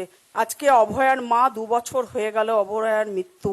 কেন ন্যায় বিচার পেল না ভারতীয় ধন্যবাদ। ন্যায় সংহিতাতে? আমি নারী সুরক্ষা নিয়ে প্রশ্ন নিয়ে আসি। সংক্ষেপে সংক্ষেপে প্লিজ প্রশ্ন করবেন, যাতে যতগুলো বেশি সম্ভব প্রশ্ন। এক সেকেন্ড উত্তরটা নিয়ে নিই, তারপর আমি আপনার কাছে আসবো। সঞ্জয় বাবু সংক্ষেপে। যে ঘটনাটির কথা উনি বললেন অত্যন্ত দুর্ভাগ্যজনক ঘটনা এবং অনভিপ্রেত ঘটনা। আর বাকি থাকলো যে মানে অল ওভার স্টেট নারী সুরক্ষার, সেটা আপনি গ্রামাঞ্চলে মানে একদম মফস্বল বা কলকাতা কেন্দ্রিক কয়েকটি ঘটনা বাদ দিলে মফস্বল এই গ্রামাঞ্চলে নারীদের সুরক্ষা বা ওভারঅল গোটা স্টেটের নারীদের সুরক্ষা গোটা ভারতবর্ষের তুলনায় যথেষ্ট ভালো জায়গায় আছে। এটা কিন্তু এখানে statistics সঞ্জয় বাবু বলছে। উনি যেটা বলতে চেয়েছেন, আমি যদি একটু দেখি যে গত কয়েক বছরে বারবার এটা খুব আলোচিত হয়েছে যে একটা ঘটনা আমরা ধরে নিলাম যে ঘটে গেছেও, আটকানো যায়নি, কিন্তু তারপর এমন কিছু মন্তব্য আমাদের প্রশাসনিক যারা প্রধান, যারা শীর্ষ নেতৃত্ব, তাদের তরফ থেকে এসেছে যেটা খুব অনভিপ্রেত। হ্যাঁ, এবং এটা যে ধরনের রিপোর্ট মাননীয় মুখ্যমন্ত্রীর কাছে পৌঁছই বা আমাদের ওপরতলার নেতা নেত্রীদের কাছে পৌঁছই, সেই ধরনের রিপোর্টের ভিত্তিতেই কমেন্টগুলো আসে। এবং এটা তো আসল জিনিস যেটা দেখার যে তার পরবর্তী ক্ষেত্রে যারা অপরাধী তাদের অপরাধটাকে প্রমাণ করবার ক্ষেত্রে আমাদের প্রশাসন কতটা অ্যাক্টিভ। ধন্যবাদ। আমি সম্ভবত দুলাল বাবু আমি প্রশ্ন নেবো, তাকে দুলাল বাবু কিছু বলতে চান। দুলাল বাবু, আমি বিষয়টা নিয়ে বলতে চাই যে এত বড় একটা ঘটনা যা সারা পৃথিবীর 100টা শহরে মানুষ প্রতিবাদে নেমেছে, দলমত নির্বিশেষে, কোনো দল ছিল না। তো প্রশ্নকর্তা যিনি প্রশ্নটা করলেন তিনি কি জানেন যে অভয়ার মৃত্যুর 7 দিন পরে মোহন ভাগবত বিবৃতি দিলেন যে এ রাজ্যে মুখ্যমন্ত্রী যা বলছেন আমরা তার না, আমি এখানে একটু কারেক্ট করব। তার কারণ মোহন ভাগবত যে অনুষ্ঠানে এই সম্পর্কে মন্তব্য করেছিলেন আমি সেখানে প্রেজেন্ট ছিলাম। আপনি যেভাবে কোট করলেন এই কোটটা ঠিক না। মোহন ভাগবতকে যখন প্রশ্ন করা হয়েছিল আরজিকর নিয়ে, তিনি তখন বলেছিলেন এটা অত্যন্ত দুর্ভাগ্যজনক ঘটনা। আমরা আশা করব যে রাজ্য সরকার এটার ব্যাপারে কঠোর ব্যবস্থা। এক সেকেন্ড শুনুন, I was present there, please. Misquote নিয়ে তো আমি আলোচনা চালিয়ে যেতে পারি না। এবং সেখানে তিনি এটা বলেছিলেন যে এই ব্যাপারে রাজ্য সরকার কড়া পদক্ষেপ নিলে আমরা চাইবো নিক, এবং সেক্ষেত্রে আমাদের সমর্থন থাকবে। সো এই আপনি যে ন্যারেটিভটা দিলেন সেটা যেহেতু আমি উপস্থিত ছিলাম একজন সাংবাদিক হিসেবে, আমার মিস কোটটা সেটা কাউন্টার করাটা এটা আমার দায়িত্বের মধ্যে পড়ে। এক সেকেন্ড, আমি পরের প্রশ্নে আসি। কল্যাণ, এক সেকেন্ড আসবো। এটা ওইভাবে বলেন। এক সেকেন্ড। সারা রাজ্যের মানুষ, সারা দেশের ওইভাবে মানুষ। বলেননি, আমি ছিলাম ওখানে, ওটা ইনডোর ছিল, ওখানে ক্যামেরা ছিল না, এবং ওইটা আমি রিপোর্ট করেছিলাম। সো সারা এক্স্যাক্টলি দেশের মানুষ দেখেছে মোহন ভগবত তিনি। না দেখেননি, কারণ ওখানে শুধু তাই নয়, ওখানে ক্যামেরা অ্যালাউড শুধু ছিল তাই না। নয়, শুধু তাই না নয়। দাদা প্লিজ, এইটাই হচ্ছে কেন্দ্রীয় মুশকিল। গোয়েন্দা দপ্তর যে report দিয়েছে বিচার সেটা আলাদা, ব্যবস্থাকে। সেটা আলাদা, কিন্তু এটা আমি বলে দিচ্ছি যে মোহন ভাগবতের সারা দেশ বাইটটা দেখতে পায়নি। এক সেকেন্ড ম্যাডাম, এক সেকেন্ড। তার কারণ হচ্ছে ওখানে ওটা ক্যামেরা ছিল না ওখানে, বাকি রিপোর্টেড হয়েছিল, আমি উপস্থিত ছিলাম ভেতরে। সো ডেফিনেটলি মিসকোট হলে সেটাকে ব্যাখ্যা করা, সেটা যে পার্টিরই হোক না কেন, সেটা ব্যাখ্যা করাটা আমার দায়িত্ব, কারণ আমি সেখানে উপস্থিত ছিলাম একজন সাংবাদিক হিসেবে, এবং আমার এটা কর্তব্যের মধ্যে পড়ে। আমার দুটো কোশ্চেন আছে। প্রথম একটা সিম্পল একটা প্রশ্ন, কোশ্চেন একটাই প্রশ্ন, কার উদ্দেশ্যে বলুন? হ্যাঁ, বিজেপির পক্ষে যিনি আছেন তিনার কাছে প্রশ্ন যে বিজেপি সরকার আসার পর আমরা দেখেছি সাধারণ মানুষকে খালি একের পর এক ভোট লাইনে দাঁড়াতে। আমরা রোহিঙ্গার কথা শুনেছি যে বহিরাগত রোহিঙ্গা কত বের করতে পারলো বিজেপি। ধন্যবাদ, খুব vital প্রশ্ন। সেইটা আমাদের সাক্ষাৎ এখানে কোশ্চেন। আর 8,000 স্কুল এক সেকেন্ড, একটাই প্রশ্ন। না কোনো স্লোগান না, কোনো চিৎকার না, না এটা সমর্থন জানানোর তরিকা না, এটা একটা ডিসেন্ট ডিবেট। উত্তর দিন, কত রোহিঙ্গা, কত অনুপ্রবেশকারী বাদ গেল? বিজেপি আসলে লাইনে দাঁড়াতে হচ্ছে। আমি বলছি চ্যানেলে আপনাদের আরো দাঁড়াতে হবে। না প্লিজ, ওখানে কোনো কথা বলবেন না। না ওখান থেকে কোনো কথা না। কেন দাঁড়াতে হবে? আপনি উত্তর দিন, ওখানে একদম কান দেবেন না। ভারতবর্ষে- ওখান থেকে আর কোনো কাউন্টার কথা না। ভারতবর্ষে প্রকৃত স্বচ্ছতা প্রয়োজন আছে, পরিষ্কার করতে হবে। ভোটার লিস্টে আপনি কি অস্বীকার করতে পারবেন এই রাজ্যে আপনার বহরমপুর বিধানসভা সহ মুর্শিদাবাদ জেলায় অনুপ্রবেশকারী নেই? মৌপিয়াদিকে আমি বলি, এই জেলায় 7ই নভেম্বর আমাদের কালেক্টরিতে আমি সন্ধ্যা 6টার সময় প্রায় 1 ঘন্টা অপেক্ষা করার পর মনোজ আগরওয়াল এবং বিজয় ভারতী দুজনের সাথে আমি সাক্ষাৎ করি, এবং টোটাল এই জেলায় 2,68,000 অনুপ্রবেশকারী এবং মৃত ভোটারের লিস্ট দিয়েছি। আপনাকে আমি এখনই হোয়াটসঅ্যাপে দেখাতে পারি। যারা আমাকে তথ্য দিয়েছিলেন তারা বলছে দাদা এই তথ্য দেওয়ার পরে এখনো কাটা হয়নি। তাহলেই তো প্রশ্ন, যে সেই নাম কাটা হলো না এক সেকেন্ড, অথচ যে নাম বাদ গেল তার মধ্যে 63% হিন্দু, তারা নিশ্চয়ই রোহিঙ্গা নন। বা আবার এখানে নির্বাচন কমিশনার বা বিজেপি কোথাও বলেনি যে হিন্দু মুসলমান সংখ্যাগুরুর প্রশ্নই ওঠে না। এখানে পরিষ্কার কথা, না সেটা তো এখন রোহিঙ্গা তো ডেফিনেটলি একটা নির্দিষ্ট রোহিঙ্গা জনগোষ্ঠী। নির্বাচন কমিশন বলেছে কি? বিজেপি বলেছে, বিজেপি তো বারবার করে বলছে যে শুভেন্দু অধিকারী বারবার বিভিন্ন জায়গায় কোট করছে, মানে এসআইআর যারা বাদ যাচ্ছে মানে তারা অনুপ্রবেশকারী। এটা তো বারবার করে বলছে। এ কথা কখনো বলেনি, ব্যাখ্যা অন্যরকম করবেন না। উনি বলেছেন, শুনুন, এবং আমিও বলছি দায়িত্ব নিয়েই বলছি যে এই রাজ্যে অনেক অনুপ্রবেশকারী, অনেক রোহিঙ্গা, অনেক মৃত ভোটার এবং ট্রান্সফার ভোটার লিস্টে অন্তর্ভুক্ত আছে। তথ্য দিয়ে বলতে হবে তাহলে SIR রোহিঙ্গা কত আছে আর কি? অনুপ্রবেশকারী কত তাহলে আছে SIR 61 লক্ষের মধ্যে। আমার বলছি এসআর মানে এই নয় যে 100% শুদ্ধ হয়ে গেছে। আমি অন ক্যামেরায় বলছি।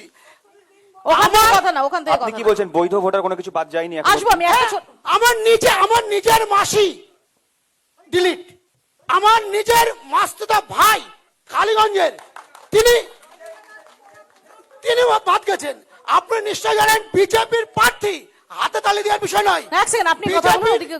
বিজেপি যে প্রার্থী ঘোষণা হয়েছিল তার ভোটার লিস্টে নাম ছিল না, পরবর্তীতে নাম উঠেছে। তার মানে আসবো। আমার একটা মাসি ছোট break আমাকে নিতেই বলে, হবে। এই নয়, ভোটার লিস্টে নাম এক উঠেনি। সেকেন্ড, এক সেকেন্ড, এক সেকেন্ড। ভোটার লিস্টে নাম এক সেকেন্ড, এক সেকেন্ড। দুলালদা, আমায় একটা ব্রেক নিতেই হবে, ছোট্ট একটা ব্রেকের পর এর প্রসঙ্গে আলোচনায় ফিরছি। শাখারফদা তার পরিজন, তাদের নামও ডিলিটেড হয়েছে। তো বোঝাই যাচ্ছে যে এসআইআর নিয়ে যে যাবতীয় চর্চা, যেটা নিয়ে সবচেয়ে বেশি ভোকাল ছিল বিজেপি, এখন কিন্তু দাঁড়িয়ে সত্যি রোহিঙ্গার অনুপ্রবেশকারী কত বাদ গেছে তার ডেটা পাওয়া যাচ্ছে না, কিন্তু প্রচুর ভ্যালিড ভোটারের নাম বাদ যাওয়া সেটা দেখা যাচ্ছে। ছোট্ট ব্রেকের পর ফিরছি, দেখতে থাকুন ভোটের ক্যারাভান।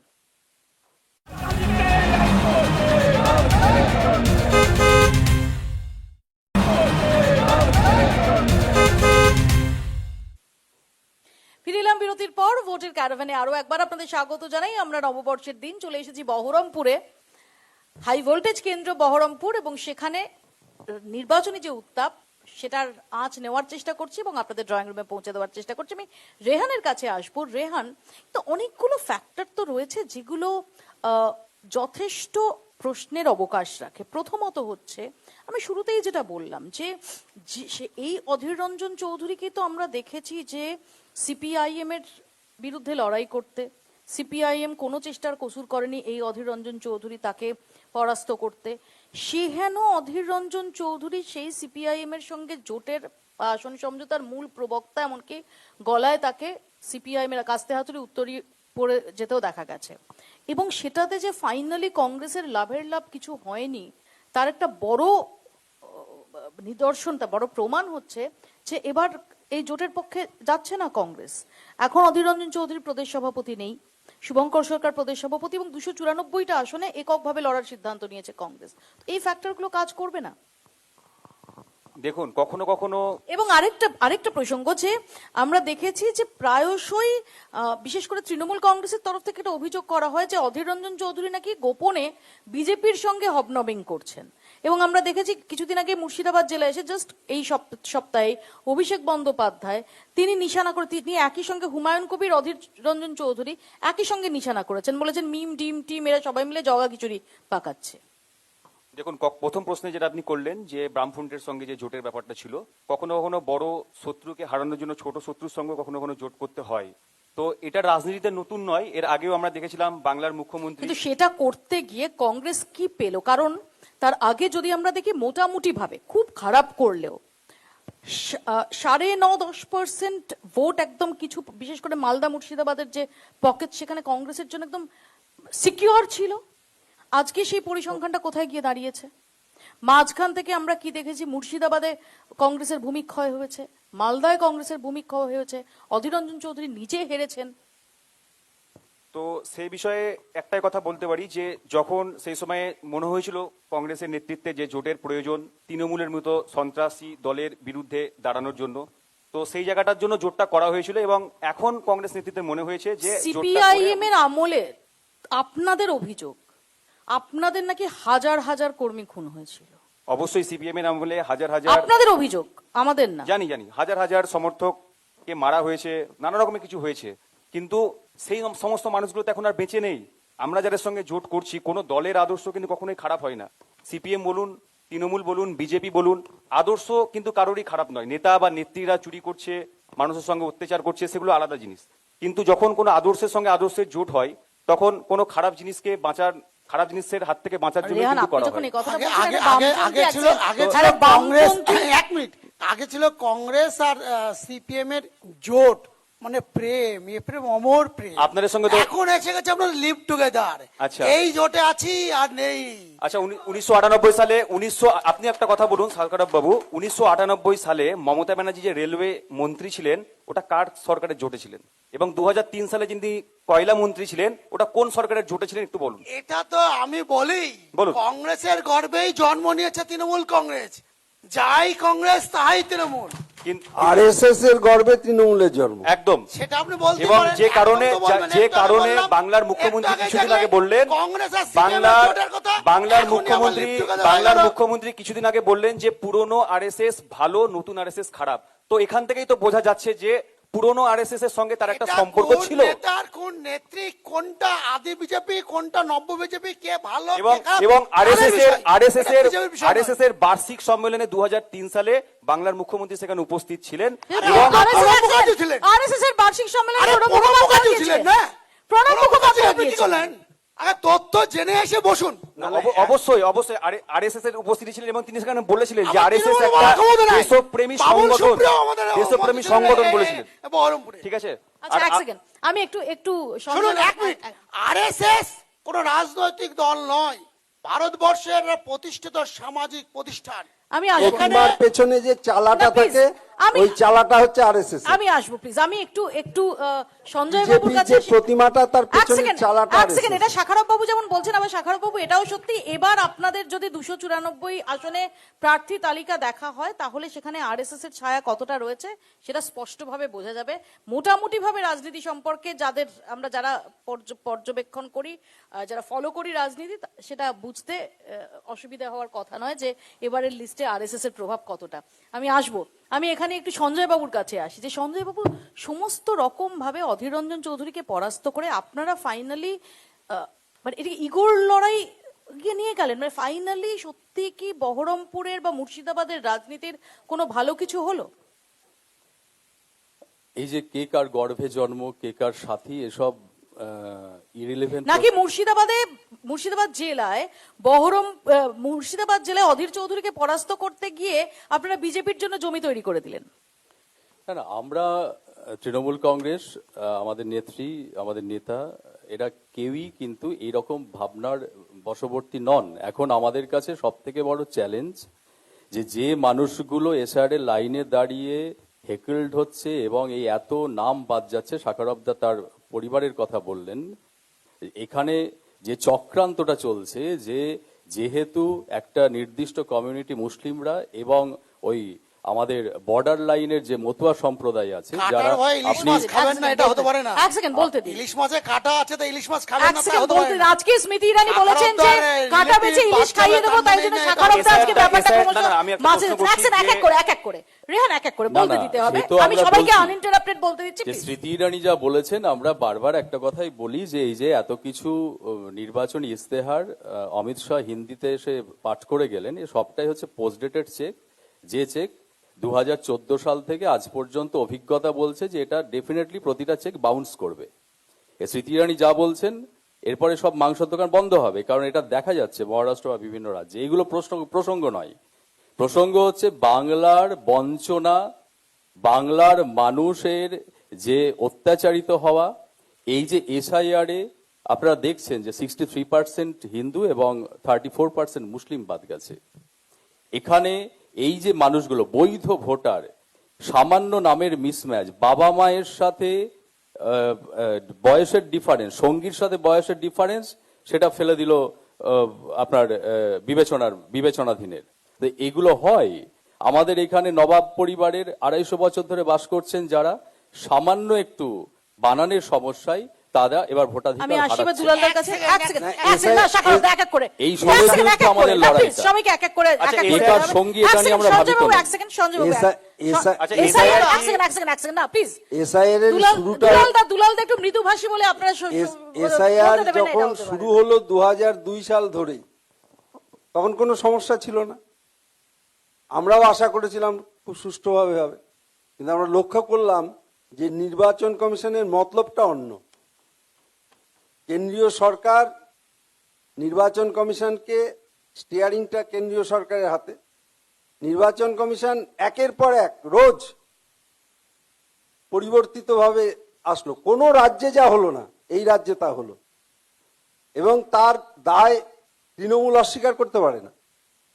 এসআইআর এর যে প্ল্যান সেটা বিজেপির, কিন্তু ইমপ্লিমেন্ট করেছে পশ্চিমবাংলার বিডিও, পশ্চিমবাংলার এসডিও, পশ্চিমবাংলার ডিএম, পশ্চিমবাংলার অফিসাররা এটাকে ইমপ্লিমেন্ট করেছে। সেই দায় অস্বীকার করতে পারবে না এই প্রসঙ্গে তৃণমূল। আসবে, একটা ছোট্ট বিরতি আমাকে তার আগে নিতেই হবে। এক সেকেন্ড, এক 10 সেকেন্ড, একদম 10 সেকেন্ড। এসআইআর নিয়ে সোজা কথা বলছি, আপনার ফোনে আমার নামটা সেভ করুন। SH দিয়ে সেভ করবেন না S দিয়ে সেভ করে, আপনি বুঝুন এটা কম্পিউটারের যুগ। আপনি SH দিয়ে সেভ করলেন আর S মারলেন, Okay, fine. কথা হচ্ছে- না, না, এক সেকেন্ড, fine, fine, fine. আমার একটা আর প্রশ্ন ভারতীয় তাহলে বুঝতে পারবো। কম্পিউটার ছিল না। এক সেকেন্ড, ফাইন আপনি ফাইন মোবাইলে ফাইন। নির্বাচন কমিশনের দায়িত্ব সব কত বেশি ভোটারকে, বৈধ ভোটারকে ভোট দিতে দেওয়া। এক সেকেন্ড আপনি বলছেন যে SH না S, ঠিকই, কিন্তু তাহলে বাকি 11টা রাজ্য এবং কেন্দ্রশাসিত অঞ্চল যেখানে একই সঙ্গে এই এক্সারসাইজ 34 লক্ষ অবস্থা বাদ গেছে। আমি রিসেন্ট পার্টি লজিক্যাল ডিসক্রিপেন্সি কোথায় সেখানে? আচ্ছা, লজিক্যাল ডিসক্রিপেন্সি সেখানে কোথায়? একইভাবে লজিক্যাল ডিসটেন্সের জন্য গেছে রেহান, 10 34 সেকেন্ড, লক্ষ। আমাকে ব্রেক নিতে হবে। 34 আমি লক্ষ বাদ বলছি গেছে। যে সংখ্যালঘু বিজেপি এক SIR সেকেন্ড, করছে। সংখ্যালঘু বাদ যায়নি। 10 সেকেন্ড বলেছিলাম হয়ে গেছে। সংখ্যালঘু বাদ যায়নি। 10 সেকেন্ড বলেছিলাম হয়ে গেছে। SIR is very good, okay? কারণ এসআইআর যদি অবৈধ ভোটার বাদ যায় আমরা সকলে সেটাকে সমর্থন করি, কিন্তু বিজেপির হঠাৎ করে ভোটের 3 মাস আগে এসআইআর কে ঝুলিয়ে রেখে এই প্রসেসটাকে ভোট কেন করতে হচ্ছে? এই প্রসেসটা বিহারের SIR আটকাতে পারলেন না কেন? যদি বিহারের কেন SIR 2 বছর আগে আটকাতেন, করছেন তাহলে তো না? বাকি 12টা আপনারা রাজ্য নির্বাচন আটকাতেন। কমিশন আপনাদের যদি- হাতে যদি 2 বছর এক আগে আপনারা করতে সেকেন্ড, পারেন। এখানে যেভাবে, সেটা আপনারা বলতে পারেন playing to the gallery, what ever, কিন্তু এখানে যেভাবে মমতা বন্দ্যোপাধ্যায় বা অভিষেক বন্দ্যোপাধ্যায় বা তৃণমূল কংগ্রেস নেতৃত্ব নির্বাচন কমিশন থেকে সুপ্রিম কোর্ট যেভাবে এসআইআর নিয়ে লড়ছেন, এবার সেটা আপনারা বলতে পারেন সেটা সঠিক কি বেঠিক, সেটাতে আমি যাচ্ছি না, বাট সেই লড়াইটা বিহারে আপনারা বা তেজস্বী যাদবরা আপনাদের জোট সঙ্গী দিতে পেরেছিলেন? যদি বিহারেই এইটাকে রেজ করা হতো তাহলে তো পরেরটার ব্যাপারে পথটা সুগম হতো। ওনাদের আন্দোলন তো আকবর রোড আর এই বাংলাতে বিধানচন্দ্র রোড, বাইরে কোথায় দেখতে ছোট্ট পাবেন? একটা ব্রেক নেব, ব্রেকের পর ফিরছি, দেখতে থাকুন ভোটের ক্যারাভান।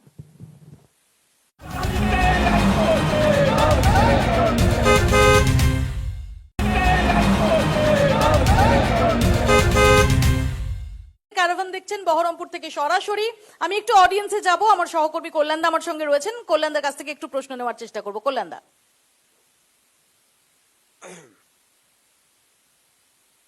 সাগরদা, একটা কোশ্চেন আছে আপনার কাছে। বাংলার উন্নয়নের প্রতিশ্রুতি বদলে আপনারা কেন শুধু বিভাজনের রাজনীতি বা কেন্দ্রীয় এজেন্সির দোহাই দিয়ে ভোট চাইতে আসছেন? ধন্যবাদ, খুব ভ্যালিড প্রশ্ন শাখারভ দা। এবং যথারীতি আমরা দেখতে পাচ্ছি যে ইলেকশন যত এগিয়ে এসেছে তত কিন্তু প্রথম দিকে ততটা না থাকলেও কেন্দ্রীয় এজেন্সির অ্যাক্টিভিটি সেটা বেড়েছে, এবং সেখানে কখনো সুজিত বসুকে ডাকা হয়েছে, কখনো দেবাশিস কুমারকে ডাকা হয়েছে, আবার আমরা দেখেছি আইপ্যাক কর্তা তিনি গ্রেফতারও হয়েছেন, না বিনেশ চান্দেল। দেখুন, 1 নম্বর, আমি ইডি, সিবিআই আরো যে সমস্ত এজেন্ট আছে আমি তাদের প্রতিনিধি নই, অতএব তাদের মুখপাত্র নই, তাদের জন্য আমি কোনো মন্তব্যও করতে চাই না। বিভাজনের রাজনীতি, আর উনি যেটা বললেন যে উন্নয়ন ছেড়ে বিভাজন কেন, বিভাজনের রাজনীতি তখনই তিনি প্রমাণ করে দিয়েছেন যখন প্রথম প্রশ্নটা আমি বললাম অধীর রঞ্জন চৌধুরী হয়ে, তখনই তিনি কোথা থেকে রফিকুল, সিদ্দিকা বেগম, আকবর কবির নিয়ে চলে আসলেন। উত্তর নেব। ঠিক আছে, প্রথম তো আপনি বলেছেন না না না না, যে আমি বলেছি বিভাজনের মাধ্যমে মেরুকরণের আমাদের রাজনীতি মুখ হয়েছে, হারিয়েছে। আমি বলেছি মেরুকরণের রাজনীতি হয়েছে, মেরুকরণ কিন্তু রাজনীতি আপনি মানে হঠাৎ করে নাম নিয়ে চলে বিভাজনের আসলেন। What is the difference আপনি- না, না, না, between the আপনি- মেরুকরণ আর এই বিভাজন? দাঁড়ান, দাঁড়ান, আপনি কিছুক্ষণ আগে বলছিলেন যে আকবর কবির বহরমপুরের চেয়ারম্যান ছিল, সিদ্দিকা বেগম ছিল, তো সেখানে তো নীলতন আড্ডো ছিল বহু বছর। আরে বাবু, আমি তো বহরমপুর ওটা পৌরসভার উদাহরণ চেয়ারম্যান। রাখলাম তো না। সেটা কেন বলছেন না? আরে আপনি বুঝতে জানেন না। আপনি একটা অধীর বিশেষ বাবুকে- মানুষকে অধীর আবার বাবু আপনি যে কি পোলারাইজ করেছে, করার চেষ্টা আমি করছেন। বলেছি সাপের হাতে সাপুরিয়ার মৃত্যু তার আপনি প্রমাণ আপনি এটাকে মেরুকরণের রাজনীতি করতে এটা গেছেন না কোনো বিভাজনের মেরুকরণের রাজনীতি করতে বিষয় গেছেন? নয় দাদা। অবশ্যই আপনি আর করতে মেরুকরণ চাইছেন যদি এই প্রশ্নের বলেন, মাধ্যমে বোঝা যাচ্ছে। ভারতবর্ষের জন্মটাই হয়েছে মেরুকরণের মাধ্যমে। আপনাদের প্রথম উত্তর দিতে হবে এই ভারতবর্ষ ভেঙে পাকিস্তান কেন হলো, এই যাই হোক, ভারতবর্ষ আমরা- ভেঙে আমরা বাংলাদেশ please- কেন আমার হলো? সেই বর্তমানে পাকিস্তানকে ফিরে- কিন্তু কংগ্রেসই ভেঙেছে। এক সেকেন্ড, সেই এক পাকিস্তানকে সেকেন্ড, দুটো করে বর্তমানে ইন্দিরা ফিরে- গান্ধী, Yes, সেই ইন্দিরা কংগ্রেস গান্ধী ভেঙেছে। করেছে। প্লিজ বর্তমানে ফিরি, এক সেকেন্ড, বর্তমানে ফিরি, সেটা হচ্ছে সামনে এক ম্যাডাম রয়েছেন, তার প্রশ্ন। কল্যাণদা প্লিজ, একটু উঠে দাঁড়ান। হ্যাঁ, একটু আগে এখানে যে তৃণমূলের প্রতিনিধি যিনি আছেন উনি বললেন প্রচুর উন্নয়নের গল্প শোনালেন। আমি শুধু একটা কথা বলবো, এখানে যখন এই কিছুদিন পরে বৃষ্টি হবে, বর্ষাকাল চলে এসেছে, দুয়ারে জল, কি সমস্যার সমাধান করলেন? ড্রেন ভাই বিক্রি হয়ে সাইলেন্স, যায়। ওখানে কথা না, ড্রেন বিক্রি হয়ে যায়, ড্রেন ওটা বিক্রি হয়ে আলোচনার দোকান জায়গা না। এক হয়। সেকেন্ড ম্যাডাম, ওটা আলোচনার জায়গা না। এটাই বলছি, তৃণমূলের পার্টি অফিসও হয়ে যাচ্ছে, মানে যে ড্রেন দিয়ে জল নিকাশি ব্যবস্থা হবে সেই ড্রেনের উপর পার্টি অফিস হয়ে যাচ্ছে। উত্তর নেই। তাহলে কি বলবো, নারুগোপাল মুখার্জি কি উন্নয়ন করলেন? উত্তর আর নেই। সন্ধে হলেই নেশা। উত্তর নেই, উত্তর, থ্যাংক যুব ইউ। সমাজের কাছে নেশা। সঞ্জয় বাবু, আমি কি আগের প্রশ্নকর্তার না, এটা আচ্ছা ঠিক আসুন, আছে। আপনার উদ্দেশ্যে ওর প্রশ্ন ওটাতে। আচ্ছা, এইটা বহরমপুর শহরে জল নিকাশি ব্যবস্থার যে সমস্যা, সেটা আজ নয়, দীর্ঘদিনের সমস্যা, এবং সেটা এই রিসেন্টলি গত বছর দুয়েক খুব সিনসিয়ারলি দেখে অনেকটা কাটানো গেছে। এবার বাকি যেটা ম্যাডাম বলছেন যে এই জলের এদিক সেদিক জল জমে থাকা, এখন এটা তো কিছু করার নেই, যে যদি সেই লেভেলের বৃষ্টি হয় তাহলে জলটা আমাদের কাছে গঙ্গা, সেখানে পাঠানোর যে নালীগুলো সেইগুলো নিকাশির ব্যবস্থা বিভিন্নভাবে। আজকে উনি যেটা বলছেন, কোনো হয়তো একজন আমি এই দোকানদার, প্রসঙ্গে আমি আগে যে প্রশ্নটা নিয়ে গেছিলাম রেহানের কাছে খুব সংক্ষেপে, যে অধীর রঞ্জন চৌধুরী কি করেছিলেন, যেটার আমার এক সেকেন্ড, কিন্তু শাখারুদ্দার এক সেকেন্ড প্লিজ, একটু ধৈর্য ধরতে হবে। যেটা একটু আগে প্রশ্ন তুলেছিলেন সঞ্জয় বাবু, যে অধীর রঞ্জন চৌধুরী এমপি ল্যাডের টাকার সদ্ব্যবহার অবধি করেননি। দেখুন, নিন্দুকেরা যে নিন্দা করবে এটা স্বাভাবিক ব্যাপার, কারণ কি বিধানসভা ভোটে সবাই চাই এমএলএ হতে, তো যখন কোনো দোষ খুঁজে পায় না নানা কথা বলবে।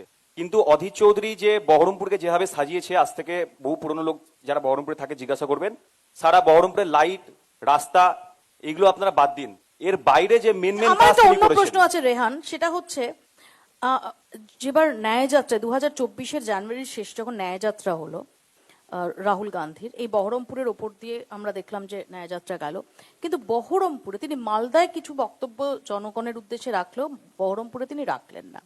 এবারও আমরা দেখলাম তিনি এই যে গতকালই যে বঙ্গ সফর করলেন, সেখানে মুর্শিদাবাদে তিনি ডেফিনেটলি করেছেন, অধীর রঞ্জন চৌধুরীও ছিলেন, কিন্তু বহরমপুরে যে বহরমপুর দীর্ঘদিন ধরে কংগ্রেসকে এত হাত উপুর করে ঢেলে দিয়ে এসেছে, মনে হয় না যে রাহুল গান্ধীর বহরমপুরে একটা জনসভা করা উচিত ছিল?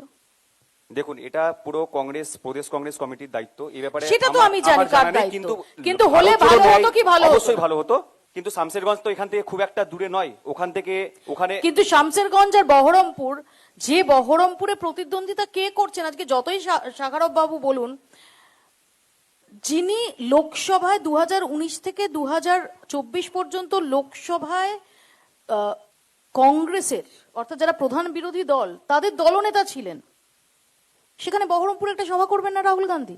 দেখুন, অধীর রঞ্জন চৌধুরী নিজেই একজন বড় নেতা, রাহুল গান্ধী তার থেকেও বড় নেতা, এটা আমাদেরকে মানতেই হবে, কিন্তু যেখানে তাকে সব থেকে বেশি দরকার, ঠিক আছে, আমার মনে হয় যে উনাকে দরকার ছিল ওই জায়গাটাই, ওই জন্য সেখানেই তিনি এসেছেন। আর ভারত জোড়ো যখন ন্যায় যাত্রা হয়েছিল, তখন শর্টেজ অফ টাইমের জন্য তিনি এখানে স্টে করতে পারেননি, ওই জন্য মালদাতে তাকে বক্তব্য রাখতে হয়েছিল, কারণ ভারত জোড়ো যাত্রাতে তিনি যখন বহরমপুরে ল্যান্ড করেন তখন প্রায় 9:30 বাজে রাত্রিবেলা, আমি প্রায়, ছিলাম সেদিন। হ্যাঁ, অনেক রাত্রি হয়ে যায়, যে কারণে তিনি সেখানে সময় দিতে পারেননি। এবার এইটাকে যদি কেউ বলে যে রাহুল গান্ধী বহরমপুরে বক্তব্য রাখছেন না, এর আগেও তিনি বহরমপুরে বহুবার এসেছেন এবং বহরমপুরে সভাও করেছেন, আপনারা দেখবেন তার ফটো আছে এখনো। আপনারা যে স্থান নিয়ে আলোচনা করছেন শামশেরগঞ্জ, 1 মিনিট, আমার বলার সময় আমার শেষ না করতে আপনারা কেটে নিয়ে আপনি অডিয়েন্সের কাছে গেছেন। আজকে যে মেরিকনের কথা বলছিল, সে শামশেরগঞ্জ আর জাফরাগঞ্জের কথাও কিন্তু এখানে তোলা উচিত। সেটা কোন মেরিকনের কথা হয়েছে? 1994 মানে সালে আপনি জাফরাবাদের কথা বলছেন? হ্যাঁ, তো ওটা কোন মেরিকনের কথা হয়েছিল? 1994 সালে জলঙ্গির পদ্মা ভাঙনের পর যে দোকানগুলো ভাঙচুর হয়েছিল, কোন মেরিকনের কথা হয়েছিল? আপনাকে বলতে হবে যে আমাদের দক্ষিণ বসিরহাটে যে দাঙ্গাটা হয়েছে কোন এর জন্য হয়েছে। আমি আসবো এই প্রসঙ্গে, বেলডাঙ্গা যেটা আমি হয়েছে, এই প্রসঙ্গে কিসের আসবো, হয়েছে? এবং আপনি পরিযায়ী যে শ্রমিক পরিযায়ী প্রসঙ্গে শ্রমিক আসবো। কথা বললেন, পরিযায়ী শ্রমিক প্রসঙ্গ আসবো, না, ব্রেকটা ওরে আমায় বাবা। টাইমে নিতে হবে দাদা, ঝাড়খণ্ড মারা আমি এই গেছে প্রসঙ্গে আসবো। পরিযায়ী ছোট্ট একটা শ্রমিক। ব্রেক বেলডাঙ্গায় নেব, দাঙ্গা হলো কেন? ছোট্ট ব্রেকের পর বেলডাঙ্গায় দিচ্ছি, দাঙ্গাটা দেখতে কেন থাকুন হলো? ভোটের ক্যারাভ্যান।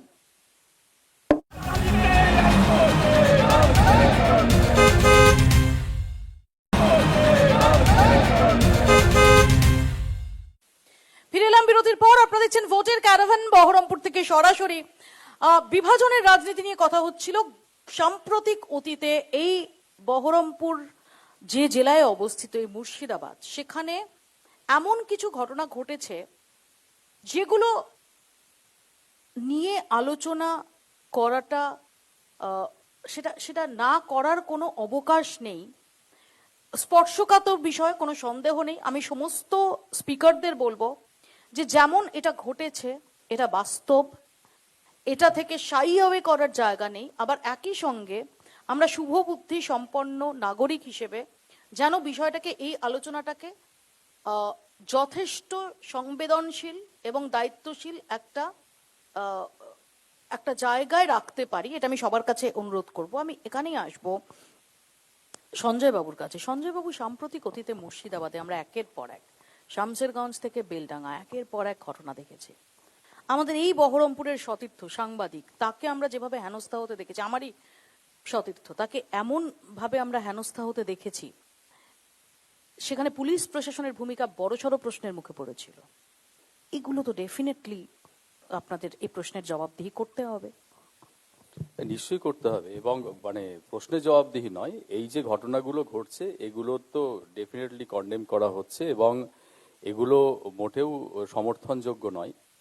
বিভাজনের রাজনীতি আমাদের দল বলে না, মমতা ব্যানার্জির স্লোগান সম্প্রীতির বাংলা, কিন্তু যে বিভাজনের রাজনীতি বিজেপি খুব পরিকল্পিতভাবে আনছে, যে অভিযোগ করেছেন যে মিম থেকে শুরু করে বাকি সকলকেই রাস্তায় নামিয়ে দেওয়া হয়েছে, যে যেভাবেই হোক। কিন্তু সেক্ষেত্রেও প্রশ্ন যেটা ওঠে যে আইন তো সবার জন্য সমান, প্রশাসনকে তো সবার ক্ষেত্রে একই ভূমিকা নিতে হবে। প্রশাসন অর্থাৎ নিচ্ছে তো। কেউ যদি কোনো ইস্যুতে লাগাম ছাড়া একটা তাণ্ডব চালায়, তিনি যে ধর্মেরই হন না কেন, সেখানে তো একই রকম ভাবে অ্যাক্ট করা দরকার। একদমই, এবং করা হচ্ছেও তো। যেখানে ঘন্টার পর ঘন্টা জাতীয় সড়ক অবরুদ্ধ থেকেছে, আমরা দেখেছি। আমরা পাশে বসে আছেন না দুলাল দা, হরগোবিন্দ দাস চন্দন দাসের ঘটনাও আমরা দেখেছি। না, আপনি যেটা বলছেন যে আপনি নিজেই বললেন যে এটা খুব সংবেদনশীল বিষয়, অতএব প্রশাসনকেও খুব সংবেদনশীলতার সাথেই এই ব্যাপারগুলোকে ট্যাকল করতে হবে। সেখানে করতে গিয়ে কিছু সময় যাচ্ছে। সংবেদনশীলতার সঙ্গে ট্যাকল করা আর নীরব দর্শক হয়ে থাকা নিশ্চয়ই এক নয়। হ্যাঁ বলুন। সংবেদনশীলতার সঙ্গে হ্যান্ডেল করা, নীরব দর্শক হয়ে হ্যাঁ, থাকা, দর্শক কেন এটা হবে? নিশ্চয়ই এক নয়। সাথে সাথে এসপি গেছেন সেখানে, এবং সেখানে দাঁড়িয়ে থেকে তিনি গোটা পরিস্থিতিটাকে কন্ট্রোলে আনবার চেষ্টা করেছেন। আমি আসবো, আমি একটুখানি এখানে দুলালদার কাছে আসি। দুলালদা, আমরা জাফরাবাদের যে গরু ঘটনা দুধ দেখেছি। দেয় তার একটু লাথি খাওয়া ভালো, কার উক্তি? এই রাজ্যের মুখ্যমন্ত্রী।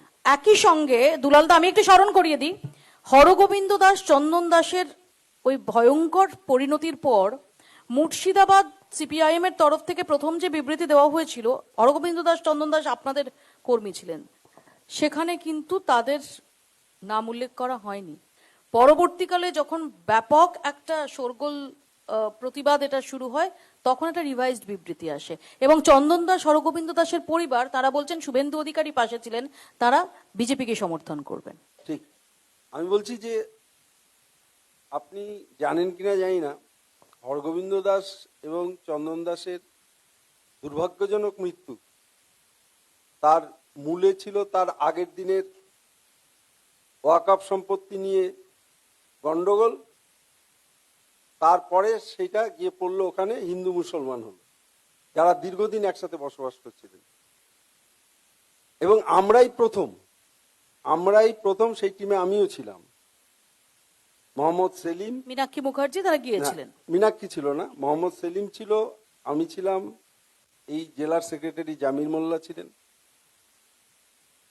দুর্ভাগ্যজনক ঘটনা, ওটাকে নিয়ে রাজনীতি আমি করব না, কিন্তু কথাটা হচ্ছে এই রাজ্যে মুসলিমরা এবং হিন্দুরা, আমার জন্ম তো এখানে, 70 বছর বয়স আমার, কোনোদিনও আমরা দেখিনি। স্বাধীনতার সময় অনেক গন্ডগোল হয়েছে, কিন্তু তারপরে কংগ্রেসের 30 বছর গেছে, বামফ্রন্টের 34 বছর ছিল, এমনটা শুনিনি যেটা মুখ্যমন্ত্রী সেদিনও বিধানসভা নির্বাচনে এসে বক্তৃতা করলেন যে মুখ্যমন্ত্রী এই যদি না থাকতো, তৃণমূল যদি না থাকে, তাহলে মুসলমানদের নিরাপত্তা থাকবে না। আজকে শুনছি, আর বিজেপিকে ভোট না দিলে হিন্দুদের নিরাপত্তা থাকবে না মুর্শিদাবাদে, কারণ মুর্শিদাবাদের 70% হচ্ছে মুসলিম। আমি আসবো এই প্রসঙ্গে, আমি একটুখানি, আমি আবারও সবাইকে বলছি অতীতে কখনো যে আমরা দেখিনি যেন আমরা। দায়িত্বশীল এই বিষয়টা নিয়ে যখন আলোচনা করছি, যেন দায়িত্বশীল ভাবে আলোচনা করি। সাখারত বাবু, আমি দায়িত্বশীল ভাবে আলোচনা করবো। আপনারাই এই বিভাজনের রাজনীতি একটাও আমদানি করবো না। করেছেন বলে অভিযোগ। আমি নিজের মন্তব্য আমি একটাও এখনো পর্যন্ত করিনি, ইনাদের পয়েন্টে পুটি করেছি, নিজে থেকে একটাও ঝুলি থেকে বের করিনি। উনি প্রথম বললেন যে বিজেপি, আপনারাই বলেছে হিন্দু মুসলমান ন্যারেটিভ অমক তমক ইত্যাদি সাম্প্রদায়িক অনেক কিছু বলেছেন। একমাত্র বিজেপি অটল বিহারী বাজপেয়ীজির প্রধানমন্ত্রীর নেতৃত্বে বোম্বাই মহরমের তাজিয়া এবং গণেশ পূজার ভাসান একই সাথে একই সঙ্গে একই রুটে গেছে, সুষ্ঠুভাবে করাতে পেরেছে। কিন্তু দুর্ভাগ্য, এই বাংলায় মেরুকরণ কে করছেন? দুর্গাপুজো ভাসান কবে হবে পঞ্জিকা লিখতেন আগে কে? বেনু মাধবের পঞ্জিকা। এখন লিখছেন বেনি মাধবী, অর্থাৎ মমতা ব্যানার্জি। কবে দুর্গাপূজা ভাষণ হবে, কবে দুর্গাপূজা ভাসান হবে সেটা ঠিক করছে উনি। আমি এখানে একটু একটা প্রশ্ন করি। এক মিনিট, না, মহরমের মিছিল আগে যাবে, অর্থাৎ হিন্দু আগে না মুসলিম আগে, অর্থাৎ হযরত মোহাম্মদ আগে না দুর্গা আগে? এই আমি এত ডিটেইলে আপনাকে যেতে না দ্বিতীয়ত করব। কথা, আবারও বলছি, আমরা কিন্তু একটা অত্যন্ত স্পর্শকাতর সংবেদনশীল আমি- বিষয় নিয়ে আলোচনা আমি আগে করছি। পরে আমি বলি নো। দুলালদা বললেন আমরা একই সঙ্গে বাস করছি। চন্দন দাস, হরগোবিন্দ দাস, তারা খুন হওয়ার আগে পর্যন্ত একসঙ্গে বাস করছে। ওনাকে স্মরণ করে দিতে চাই, মোহাম্মদ আলী জিন্নাহ এবং মহাত্মা গান্ধী এই ভারতবর্ষে একসঙ্গে বাস করেছেন।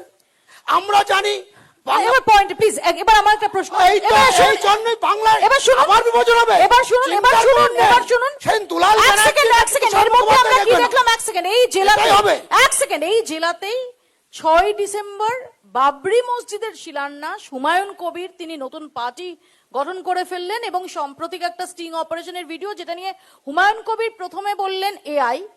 আমরা দেখলাম বিজেপির তাবর নেতারা তারা এআই এর থিওরিতে যাচ্ছেন, তারপর হুমায়ুন কবির তিনি বললেন 51 মিনিটের ভিডিও, ওটা ওরা কাটছাঁট করেছে।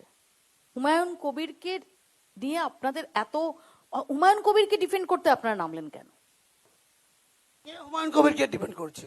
আপনারা এআই অচল পয়সা এআই করিয়ে- বলে এআই বলেছেন আপনি, আবার তারপর উনি আবার বলছেন যে এটা নাকি 51 মিনিটের ভিডিও। দেখুন, আমি হুমায়ুন বাবুর ব্যাপারে কোনো মন্তব্য করতে চাই না।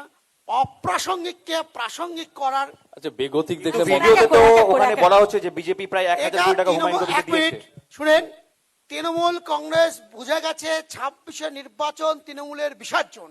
গতবার পা ভেঙে হুইল চেয়ারে ভোট করেছি এবং এবং ভোট ডিক্লেয়ার আগে ওটা AI কি AI না, এর দায়িত্ব আপনারা কেন নিতে গেলেন? হুমায়ুন কবিরকে ক্রিয়েট করেছেন কে? মমতা ব্যানার্জি। না, এটা এআই কি এআই নয়, হুমায়ুন কবিরেরটা এআই কি এআই নয়, তার দায়িত্ব আপনারা কেন নিতে গেলেন? কেউ নেয়নি, হুমায়ুন সবাই কবির নিয়েছে। নিজেই নিয়েছে। হুমায়ুন কবির আর তিতি- অমিত শাহকে যখন প্রশ্ন করা হয়েছে, অমিত শাহ বলেছেন মমতা বন্দ্যোপাধ্যায়ের ক্ষমতা জানেন, ওই প্রেস কনফারেন্সেও আমি ছিলাম, মমতা বন্দ্যোপাধ্যায়ের ক্ষমতা জানেন, চাইলে এরকম 1000টা এআই ভিডিও করে দিতে পারবেন। হ্যাঁ, ঠিকই তো প্রধানমন্ত্রী নাম না করে বলেছেন যে মমতা বন্দ্যোপাধ্যায়ের সরকার তারা হচ্ছে এআই ভিডিও করে দিতে পারে। হাত না ভেঙে ব্যান্ডেজ করে হাত ভেঙেছে বলতে পারে, সে কেন আপনি কিন্তু এই কথা হুমায়ুনই বলবেন? তো বলছে যে এখন ওটা 51 মিনিটের সত্যিকারের ভিডিও। হুমায়ুন তো অনেক কিছু বলে, উনি তো বাবরি মসজিদ বানিয়ে ফেলবেন, বানাতে পেরেছেন? আগে বানান। অভিষেকের উনি তো- অভিযোগ, উনি তো মমতা মুখ্যমন্ত্রী হয়ে গেছে। বন্দ্যোপাধ্যায়ের অভিযোগ যে এই আরে এই- হুমায়ুন- এক সেকেন্ড অকারণে প্রশ্নটা অপ্রাসঙ্গিক শুনুন না, গুরুত্ব দিচ্ছেন। যে এই হুমায়ুন কবির এই মিম এগুলো সবই হচ্ছে আসলে আপনাদের এজেন্ট। হুমায়ুন কবির কার বিধায়ক ছিলেন? কাদের প্রার্থী ছিলেন? তৃণমূলের ছিল, কাদের BJP র প্রার্থী ছিল। ছিলেন? আরে ও তো বিজেপির একটু বললেন বিজেপির 2019-এ আপনাদের লোকসভার ক্যান্ডিডেট ছিলেন, একদম। ঠিক আছে? এবার প্রশ্ন হচ্ছে, আমি দাঁড়ান এই কারণেই দাঁড়ান আমি এই কারণে হুমায়ুন এই কবির সমস্ত মানুষের এখানে এটাও মানতে আলোচনা হবে বেকার। যে এই মেরুকরণের এই ধরনের উনি এই কংগ্রেস করেছেন, মেরুকরণের রাজনীতিতে, তৃণমূল করেছেন। এই মেরুকরণের না, রাজনীতিতে এক সেকেন্ড, বিজেপির সঙ্গে এক সেকেন্ড, তৃণমূলের বিজেপি করেছে। সমপরিমাণ দায়ী। কিন্তু রেহান সমপরিমাণ দায়ী। হুমায়ুন কবির প্রাসঙ্গিক হয়েছে কাদের জন্য? কংগ্রেস দায় এড়াতে পারে? কংগ্রেসে যখন ছিল তখন এই সমস্ত বাদনামগুলো করতো না, তখন একটা তারপর তো আবার ফিরেছিল। সিস্টেমের মধ্যে ছিল, কি বলবে কি বলবে না আপনি দেখবেন, তখন এত বাজে বাজে কথা তখন বলতো না, কারণ আরে ভাই, দলের একটা বিজেপিতে discipline জয়েন আছে। করার পর এবং- কংগ্রেসে গেছে। এবং তার তুমি কি তার বলছো? যে কোনো বিজেপিতে ethics নেই, ক্যান্ডিডেট তার হওয়ার যে পর কোনো কংগ্রেসে ethics নেই। গেছে। 2019-এ দেখলাম লোকসভার ক্যান্ডিডেট ছিলেন, লোক আবার গেছেন আমার- তিনি তৃণমূলে। আমি আচ্ছা, ঠিক- হুমায়ুন এক সেকেন্ড, এক এক করে, এক এক করে, এক এক করে, এক এক করে। হুমায়ুনের চ্যাপ্টার ক্লোজ করুন। না, ওটা আপনার পছন্দের সিলেবাস না হলে কি করে, পছন্দের চ্যাপ্টার না হলে কি করে হবে? অপ্রাসঙ্গিক না, একটা না। বিষয়। মৌপিয়াদি এক সেকেন্ড, বেঁধে এবং রেখেছি এই মানে প্রসঙ্গে- এক সেকেন্ড, সঞ্জয় বাবু, আপনি এখানে নিশ্চিন্ত বোধ আচ্ছা, করবেন এই না? এক মন্দির সেকেন্ড, মসজিদের এক সেকেন্ড, এক রাজনীতি। সেকেন্ড। আপনি নিশ্চিন্ত বোধ করবেন না, আজকে হুমায়ুন কবিরকে আপনাদের বিজেপির এজেন্ট লাগছে। হুমায়ুন কবির 2024-এর আগে দাঁড়িয়ে যখন অত্যন্ত, প্লিজ আমি সবাইকে বলবো ওটা প্লিজ মেনশন করবেন না কি বলেছিলেন হুমায়ুন কবির, অত্যন্ত নক্কারজনক, অত্যন্ত উস্কানিমূলক মন্তব্য করেছিলেন, ব্যবস্থা তখন নেননি কেন? এখন আপনাদের মনে হচ্ছে হুমায়ুন এবং কবির তিনি বলেছেন যে এক সেকেন্ড, মুখ্যমন্ত্রী বলেছেন কিছু আমি করো। বারণ করেছি, হুমায়ুন কবির কি বলেছিলেন সে দায়িত্ব তার, এবং সেটা সেই মানে সময় দল party- দায়িত্ব নেবে না? না, দল এবং close সেই করেছে। সময় তো এত- দলে এত- ছিলেন, এত দল কেন ভয়ঙ্কর- সাসপেন্ড করলো এক না? সেকেন্ড রেহান, ধৈর্য ধরতে হবে, প্লিজ ডোন্ট ইন্টারাপ্ট। তখন দল থেকে বলা হয়েছিল যে যে কমেন্ট তিনি করেছেন দায়িত্ব তার। না, না, এটা প্রথম কোনো কথা হতে পারে না। দ্বিতীয়ত হচ্ছে, আমি শাখারবদার কথা বলবো, উনি এটা বললেন যে মুখ্যমন্ত্রী মানে মমতা হুমায়ুন বন্দ্যোপাধ্যায় কবির কি তৃণমূলের তৈরি করা ফ্র্যাঙ্কেনস্টাইন নয়? না, একদমই নয়।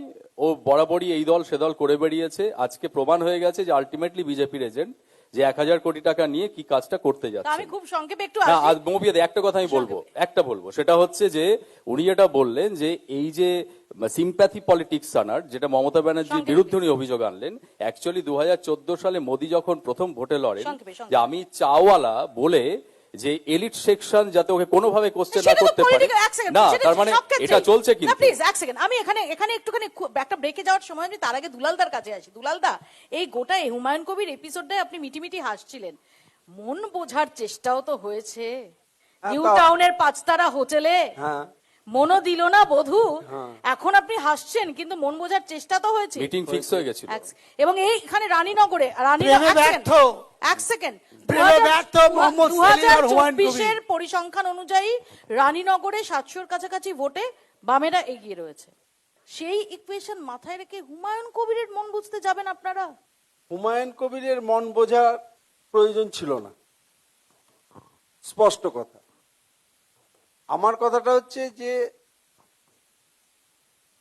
সবচেয়ে বড় কথা হচ্ছে যে আমাদের রাজ্যে বা আমাদের জেলাতে হুমায়ুন কবির প্রাসঙ্গিক নয়। প্রাসঙ্গিক হচ্ছে যে আমাদের রাজ্যের মানুষের সমস্যাগুলি, ভোট হবে, বিধানসভার ভোট হবে রাজ্যের মানুষের সমস্যাগুলি নিয়ে, কতটা সমাধান করতে পেরেছে রাজ্য সরকার, কতটা পারেনি, দিল্লি সরকারের কি দায়িত্ব ছিল এই রাজ্যের মানুষের প্রতি, সেটা কতটা হয়েছে কতটা হয়নি, সেগুলো যাতে আউটসাইডে চলে যায়, প্রশ্নের বাইরে চলে যায়, মানুষের মাথা থেকে বেরিয়ে যায়, তার জন্য ইউজ করা হয়েছে প্রচার মাধ্যমকে এবং নিয়ে আসা হয়েছে বিভাজন। আসবে একটা ছোট্ট ব্রেক আমাকে নিয়ে নিতে আসা হবে, হয়েছে SIR ছোট্ট একটা ব্রেকের পর ফিরছি, দেখতে থাকুন এক সেকেন্ড। ভোটের ক্যারাভ্যান। উনি বললেন দিল্লি সরকারের কথা।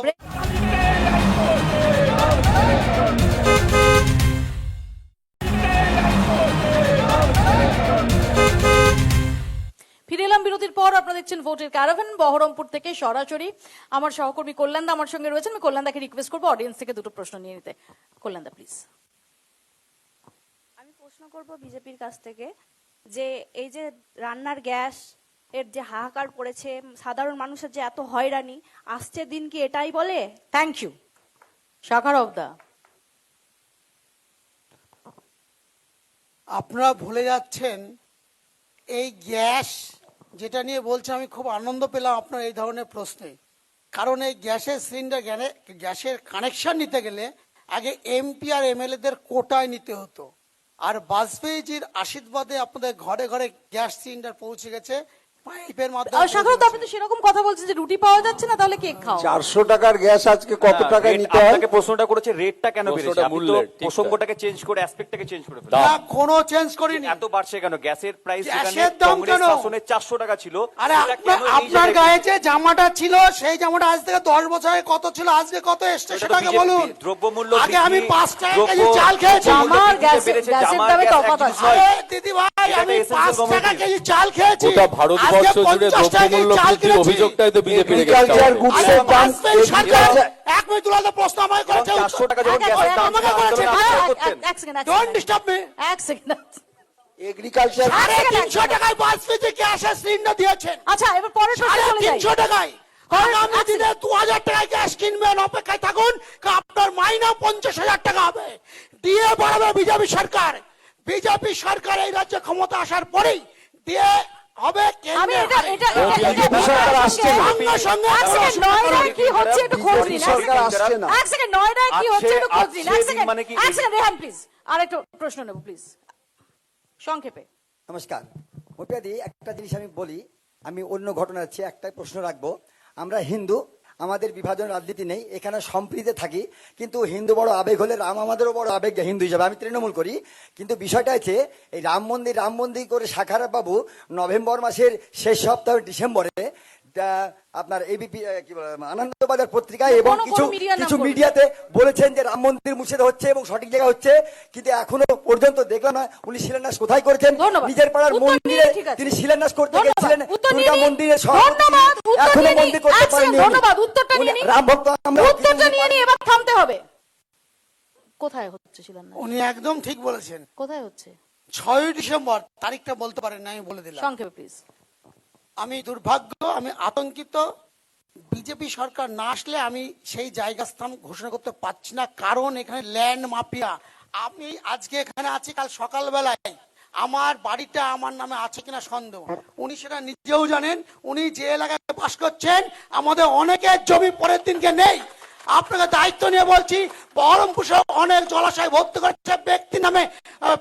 আমি এবার খুব সংক্ষেপে একটু, একদম শেষ পর্যায়ে, আর কোনো কথা না, আর কোনো কথা না, একদম শেষ পর্যায়ে আমি পরিযায়ী শ্রমিক, মুর্শিদা হাজারে হাজারে পরিযায়ী শ্রমিক, তাদের বাইরে যেতে হয়, এবং যখন এই বাংলা বাঙালি নিয়ে বিতর্ক হয়, যখন অন্য ভিন রাজ্যে পরিযায়ী শ্রমিকদের কখনো হেনস্থার মুখোমুখি, এমনকি খুন হওয়ার ঘটনাও ঘটেছে, তাকে কেন্দ্র করে অনভিপ্রেত ঘটনা ঘটে গেছে। প্রশ্ন হচ্ছে, এত পরিযায়ী শ্রমিককে বাইরে যেতে হয় কেন? এবং এখানে শাসক দল হিসেবে 15 বছর যারা, গত 15, 1 মিনিট, আমি সময় খুব সংক্ষিপ্ত, একদম 30 সেকেন্ড করে আমি উত্তর নেব।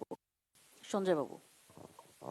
শ্রমিকরা কাজ করে মূলত প্রাইভেট সেক্টরে, এবার এখানকার যারা দেয়, এবার তাদের একটা স্যাচুরেশন পয়েন্টের ব্যাপার আছে, সেকেন্ড হচ্ছে পেমেন্টের ব্যাপার আছে। বাইরে যাচ্ছে শিক্ষা ক্ষেত্রে, আমার এখানকার মেট্রো না বাইরের রাজ্যের কোনো মেডিকেল কলেজে চান্স পেলো, এটা পড়তে গেল, এটা কোনো অপরাধ নয়। স্বাস্থ্যের কারণে এখানে আপনি জব দিতে পারছেন, এমপ্লয়মেন্ট দিতে পারছেন, সে জবাব দিয়ে তো আপনাকে করতে হবে। গোটা পৃথিবী জুড়ে বাজার পাচ্ছে না বিজেপি দুলালদা। নেতৃত্বাধীন সরকার। দুলালদা, বাজার যে 34 কাজ বছর পাচ্ছে আপনিও না, ছিলেন। মমতা ব্যানার্জি সাপোর্টটা দিচ্ছেন অন্তত প্রতিটি পরিবারে বিভিন্ন দুলালদা। প্রকল্পের মাধ্যমে। দুলালদা। আচ্ছা, প্রকল্প আর এক এক করে, কর্মসূচি রেহান, রেহান। পরিযায়ী শ্রমিকরা যেভাবে হেনস্থা হচ্ছেন বললেন এখানে সঞ্চালক, সংক্ষেপে দুলালদা আমাকে শেষ করতে কিন্তু হবে। সাংঘাতিক অবস্থা মুর্শিদাবাদ জেলার, সাংঘাতিক অবস্থা। কত পরিবার যে শেষ হয়ে গেল, কত চোখের জলে শেষ। আমি রেহানের কাছে আসবো। রেহান, এটা এক সেকেন্ড কারণ আসবো, হচ্ছে দুলালদা। এই রাজ্যের মানুষের কাজ নেই, তাই 34 বছর ছিল কাজ।